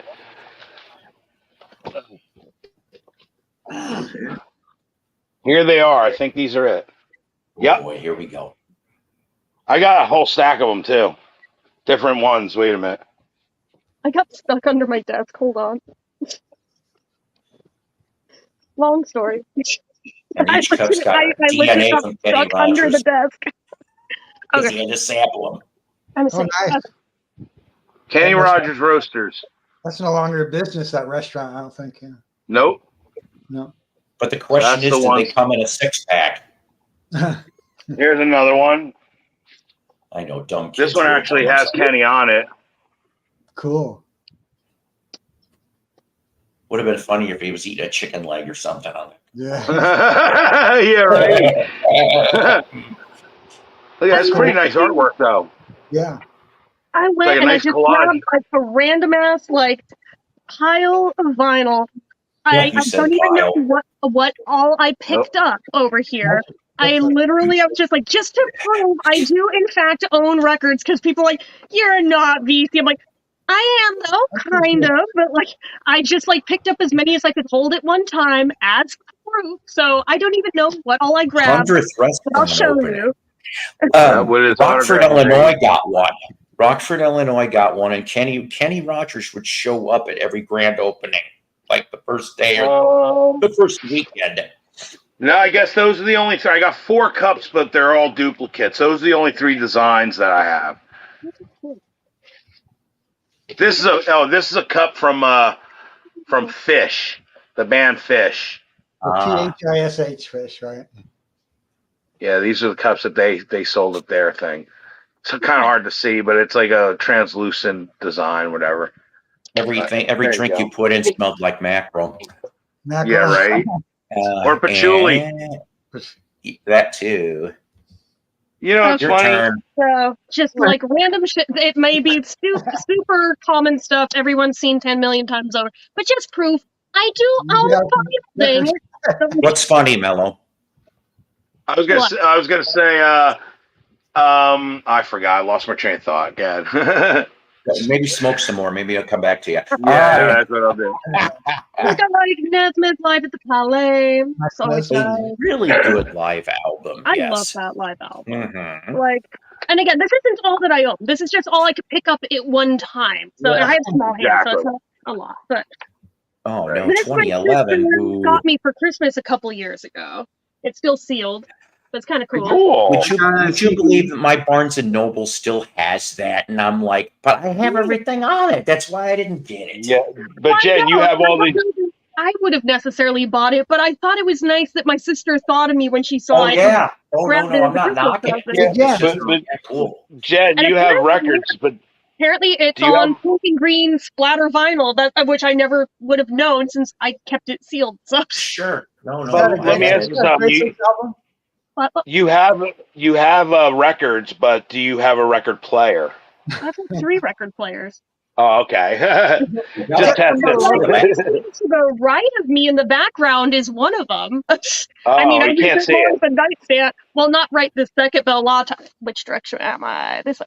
That way. That right there is a record player. Oh, nice. That's I one used of to have them. that. I've I used got to have that. that. I've got that. I've got one of I've those. seen people Beatles collect luggage- records and not have a player, you know. Oh, I know. I have 2, but it's like I have that one. I have that Beatles suitcase one. I've got one Oh, that's yeah, like right. a USB one that like is like vinyl to MP3 that I bought just so I could like take my rare stuff that never got CD or digital releases. Oh, yeah, that's a And- good idea. Yeah. So, are any of them high end? No, but they play, and that's all I need to do. That's Yeah, right. I'm looking at like I don't remember procuring this. I don't know where this came from. I'm like, wait, what the? This random Bing Crosby I didn't know I had. Bing Crosby, actually. Hey there, everybody. It's the Bingle. I'm just like, okay. What is that 10-inch album, Jen? What's Jen, is that a 10-inch album from the early You 50s? That's what it looks like. Is this It looks 10? like an Is that a EP. 45? No, that looks like a 45. What is 45? It says it's 45. Yeah. Yeah, okay, gotcha. That's the Then rare it's EP that at the end of every song you can hear really quickly Bing beating his children while drinking Minute Maid. Oh, bad. Horribly funny. So Mm. I'm allowed to laugh because I was abused too, so it's fine. That's what Can't I get have. enough Super There's Sugar. no. This isn't even asleep. That So I'm was like, I something don't- completely different.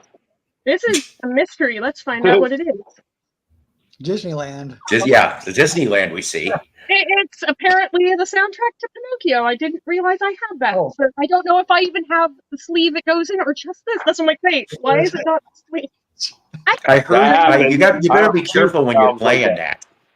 Because if you start, if you're in the room when you're playing that, you start lying, the record gets bigger and bigger.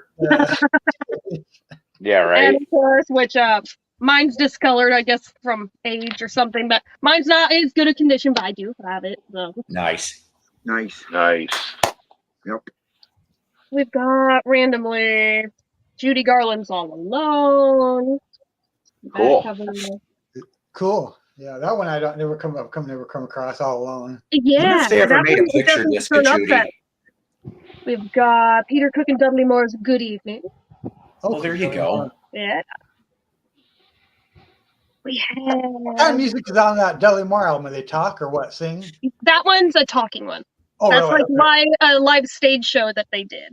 Gotcha. I never. I've got the soundtrack of 30 is a Dangerous Age, Cynthia, that was a 30th birthday present. So surprising, surprise. But the back cover is better. Mhm. The movie itself, terrible, but I love it. I love Dudley, so anything he's in, I'm going to enjoy. But Oh, I love Dudley. and then, of course, I mean, this is not my only copy of it either. I've got this about 3 or 4 times over because I'm me. So yeah, Between this the isn't Moon the and New one York that has- City. Yeah, this isn't the one that has the gatefold, but I have one that does have a gatefold. So and of course I've got to have the sequel right next to it.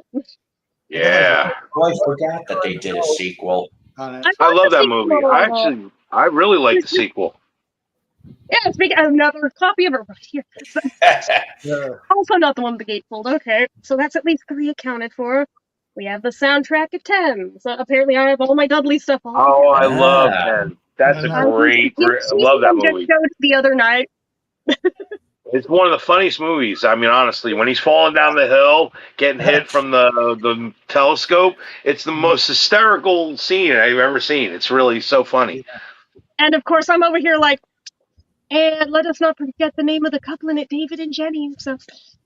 And we got Dudley Moore and Cleo Lane, Smiling Through. Got the jazz album. That's hard to find. He was an incredible piano player. Oh, yeah. I mean, really phenomenal piano player. He could teach Elton a thing or two. Honestly, that's how good he was. Got more monkeys over here. Yeah, on my want list. Cool. Yes. The quality, not so good. I don't know. For me, it's like kid memories because my record store opened up in '79, and that was one of the first things I was drooling. Too expensive for '79 for me. Judy Garland's Miss Showbiz, which I mostly bought for the cover more than any because I already had everything. But I love that cover. She looks so much like Liza there. And the back.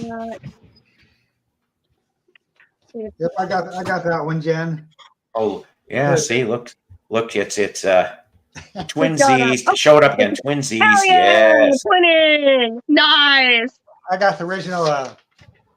Oh, go ahead. Black, hang on. Whatever color this is, dark label. Yeah. Ooh. That's should be first present. Is it green? Is it black? Let me find out.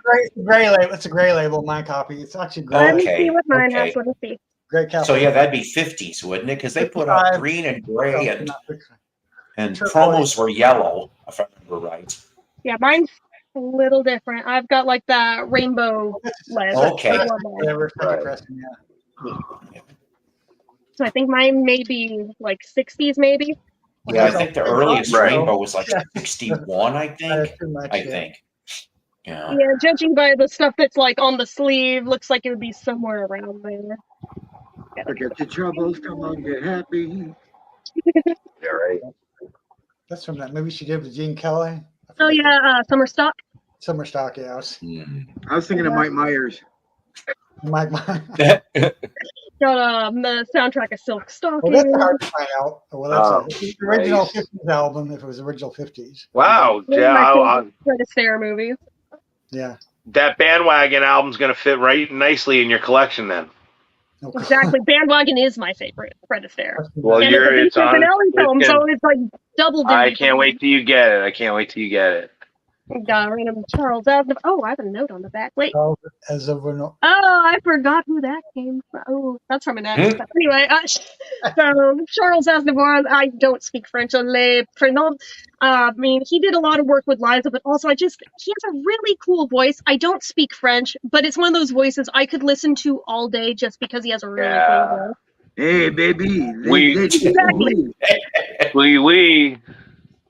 Okay, that's all I could carry over at one time. So you can make me. Hey, that's pretty impressive right there. That was nice. Record. That's just how many I could grab at one time in my little girly hands, but I do have more. But it's just like one of those things where it's like, see, now you just, I do have yeah. Now you just need to find a Judy Garland or Liza Minnelli picture disc. Again. my own. Right? Oh God, I love that cover so much. I've never That owned is a that nice one, cover. but that's one of my favorite covers of her. Oh my God. Oh, I love that. That's around the time A Star Is Born, my fave.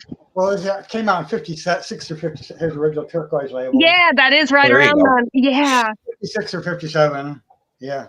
Yep, that's very shortly after. I actually have a film clip of Judy Garland. Believe it or not, doing like I have that somewhere. That album. See, if I had Judy, dug down Judy. one more record in the box that I had these in, that was the next one in the box. Nice. That's a good. That's a good album. That's a great album, actually. It is the best live album she ever did. Yeah. I got a film clip of Judy Garland doing.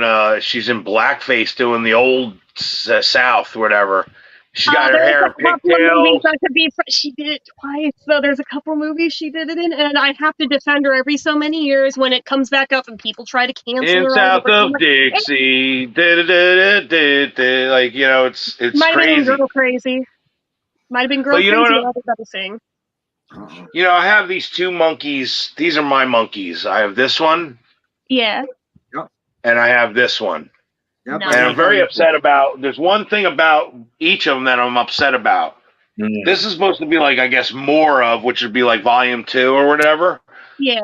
Neither of them have Valerie on it, and it's my favorite monkey song. And why Valerie isn't on? You go down a couple more albums, you hit Valerie. Yeah, Birds, Bees, Monkeys. After this. I see. But now here, pull up that more of the Monkeys for a second, because I'm going to tell you guys something. So put that up a little bit closer. So imagine I'm in junior high now, and I actually have the shirt that Peter Tork. I have I found one of those from JCPenney. Because all that stuff was from JCPenney, and I actually had that, and it said Penny on the damn label. Then I was just like, holy shit, it's a Peter shirt. And I wore that sucker till it wore out. I bet you did. Yes, and that Monkey's Greatest Hits was one of my first Monkeys albums, too. What would be cool, like, if, you know, how the Beatles had the Ruddles? Wouldn't it be cool if, like, the Monkeys had, like, the Bunkies or something? Right. You know, like, their own, like, you know. You got my something brother to make like their own parody. You know, that would be funny, a parody of a parody. I'm surprised nobody thought of that. What was your first album? My brother Joe has a Monkeys tribute band called the Drunkies. I've heard of that. Oh, that's cool.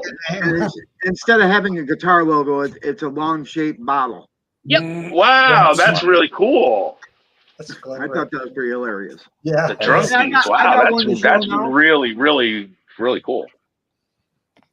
The $1 million question, did I hear about it directly from Jeff, or did I hear about it organically through one of the many Monkeys groups I'm in? It could have been either or. I don't know. Could have been both. Sounds like I definitely have heard of them, and I know that logo you're talking about. That's the best thing I heard since Saturday Night Beaver. It was a disco band. Oh my God. Saturday Night Beaver. I got one more. Yeah. Okay. My ex-mother-in-law, we actually became closer after I got divorced from her daughter.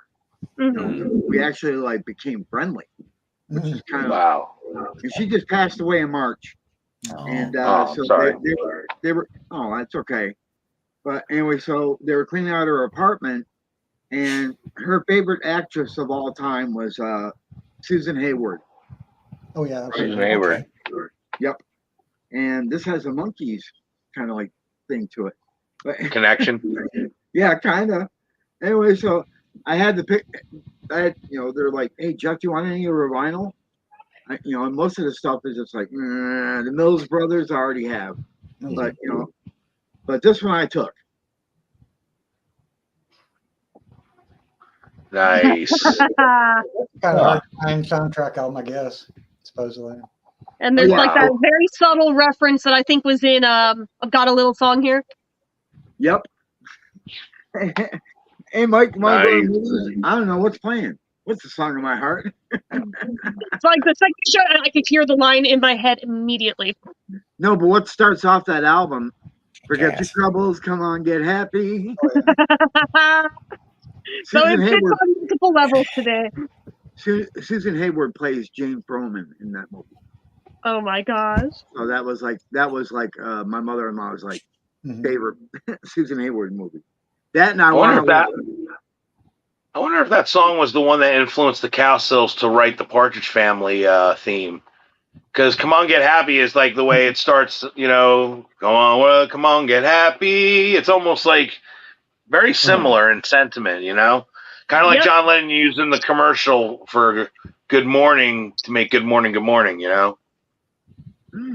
I am so Yeah. ridiculous. I have to grab this to show just because it's relevant in this moment. Hold on. Sure.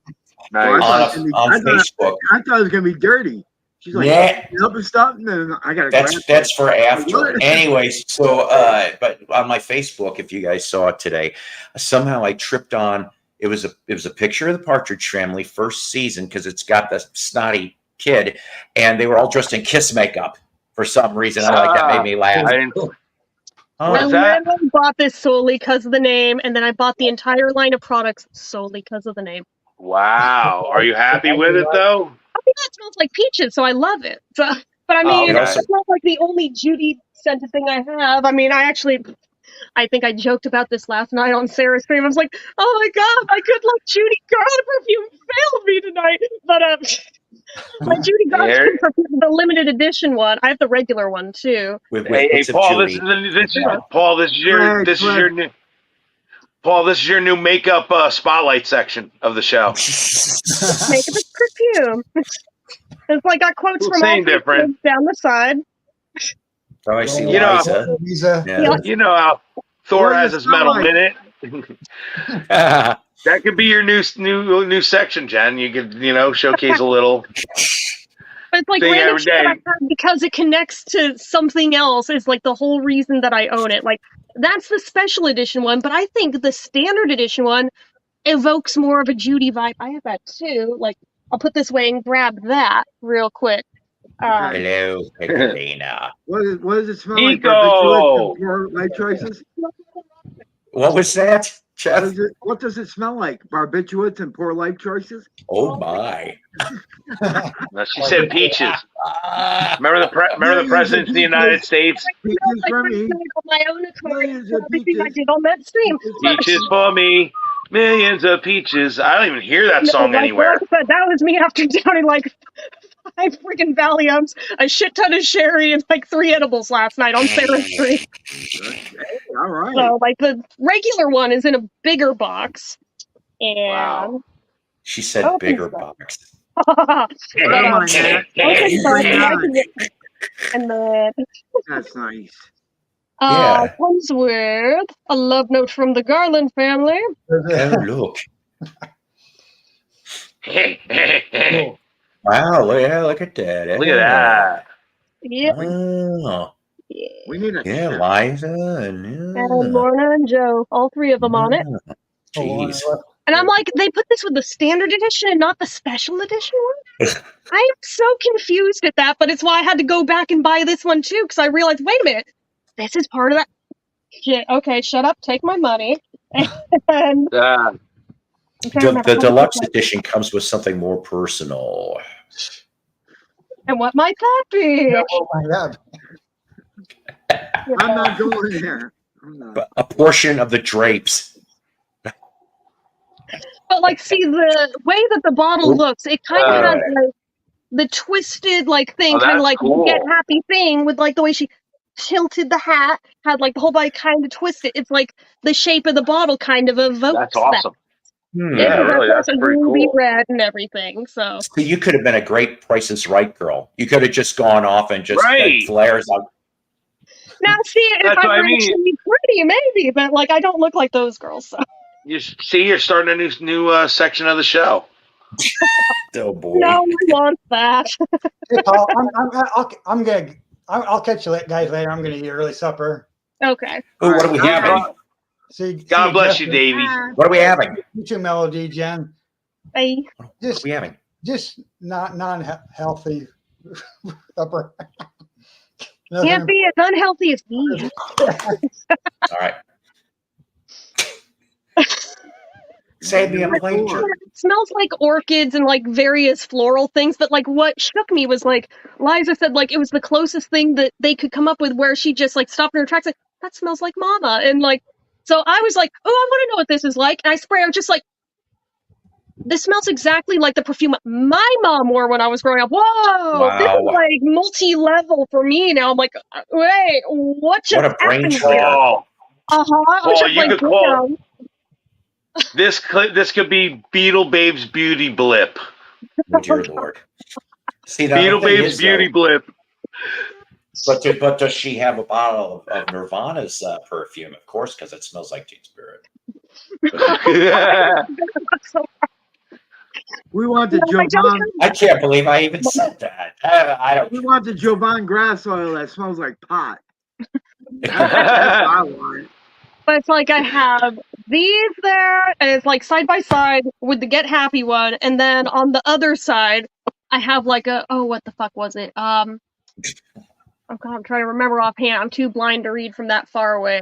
It's Calvin Klein's Obsession because that's what Liza wears. So I was like, they have to go together on the shelf because in my brain they're all connected. So. Obsession from Calvin Klein. As if I'm not obsessed for doing exactly all of that. What do you want me to be to make now you leave with me? How lightly I spray it, it's overwhelming to everyone around me. I'm like, I love it, but everyone else is like, dear God, did you bathe in it? I'm like,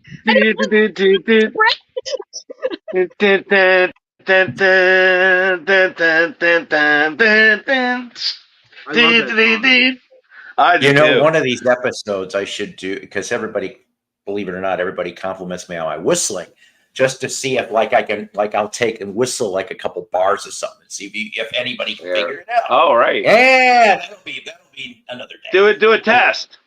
Yeah. Paul whistle test. Give us give an example. The old gray whistle test, is that it? Because I'm getting old. I said the old Paul whistle test.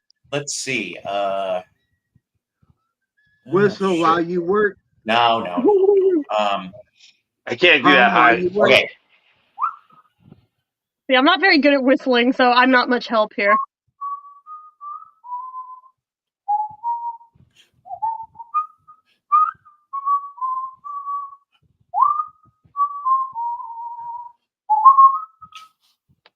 Not a clue. It sounds like the janitor that you're walking by. She's just like whistling random notes. Monkey Daydream Believer. Oh my God, I suck. I suck. No, it was hard to come across on the phone. I mean, all right, let's see. This one will be for the other people in the group here.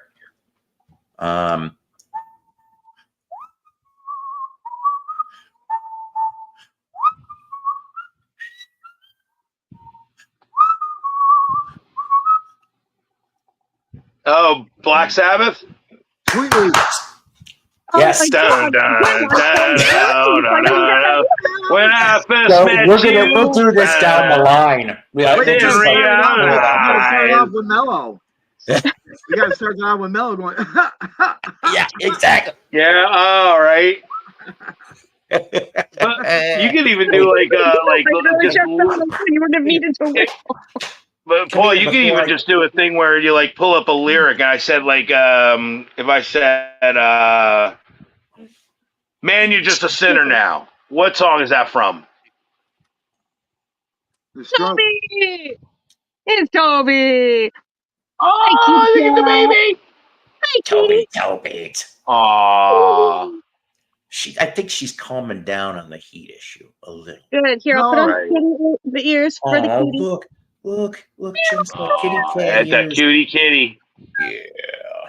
She's got, you should see her back feet are like, she's got the, they love you. Everybody loves you out there. You're one of the cats of the VC. Oh my gosh, I'm getting thoughts.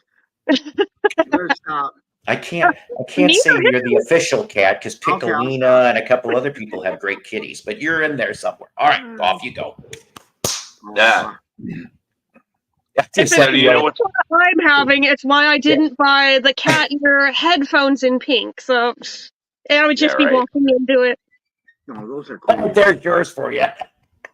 Oh God, I'm sorry, but this like Old Spice ad still sticks in my head. If I'm you on a ever horse. saw Will Ferrell semi-pro, and Will Ferrell sitting there 99, 100. That's right. If you get Old Spice now, it comes with a little, and it did for a little while. It's like, and then you just hear, you hear a basketball dribble, and you just hear. I'm like, oh my god, I was dying because I'm just like, I was listening to my Spotify at work the other night, and I was listening to Cheech and Chong. Yeah, I love it. Yeah, right? So all of a sudden, Basketball Jones comes on. Basketball Jones. And I'm like, you know how many star players played on that? A lot. Tyrone Shoelace. Especially on the guitar, you hear George Harrison. Wow. Yep. Just like, damn. But no, just hearing the beginning of that, it's White World of Sports. Yeah, right. Brought to you by Budweiser, the king of beers. I love Black Lassie. Black Lassie is such a funny song, man. With Johnny Stash. Gonna go supposed to be a parody of Johnny Cash. I mean, I love basketball, but I think Earache My Eye is like my favorite. Mr. Chitlin, I'm trying to remember what 90s band covered Earache My Eye. Somebody did, but I'm like, that's like my favorite. That's my favorite too. Alice Bowie. Come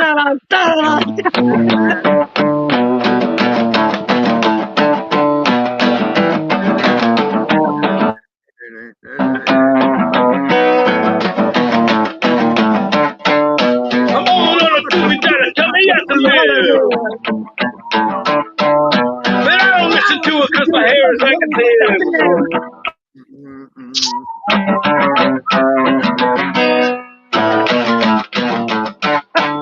My daddy, he just called me because I wear my sister's clothes. He cut me in the bathroom with a pair of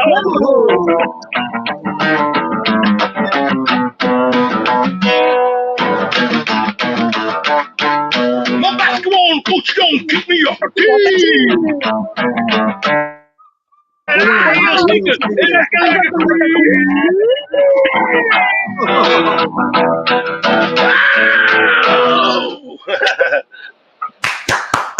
Yes, that's funny. Can't do stuff like that nowadays.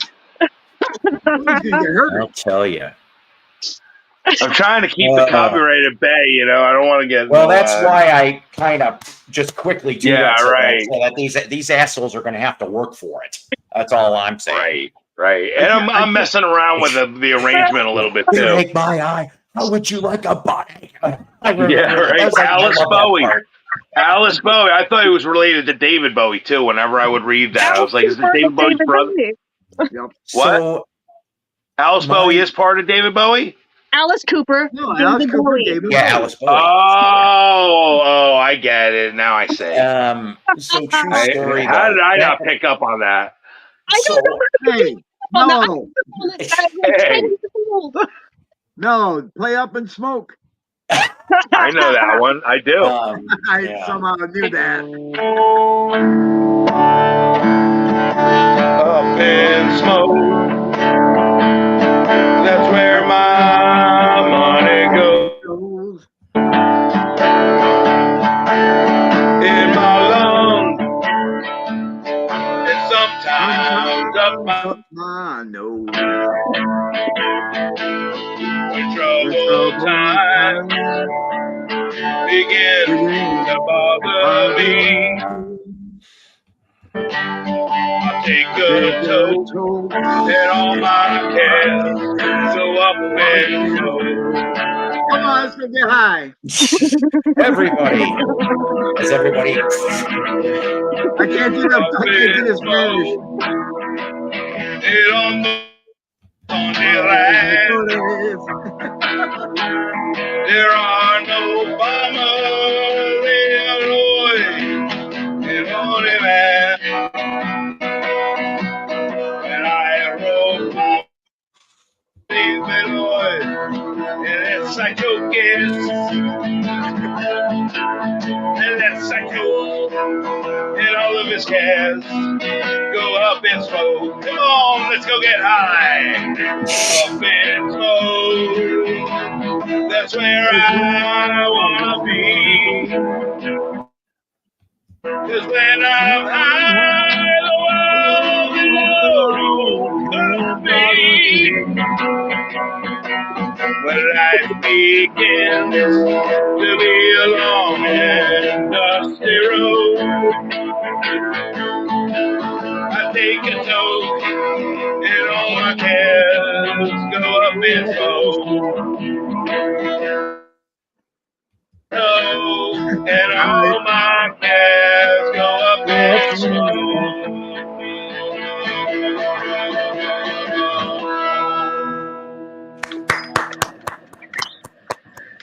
And on that note, we are going to go up in smoke. We're shooting for Wednesday. Wednesday. But Great. until then, booze it up. Take some of your favorite herb. Go pray. Go puke in the hat if you need to. Yeah. Drink shit tons of coffee. I I love you people out there. I love you, people. everybody. Best God bless. fucking audience that I ever have, and Yes. best fucking panel that anyone can ever ask for. All right, guys. Aw. Take care. God bless. Rock on. God bless Up in everybody. smoke.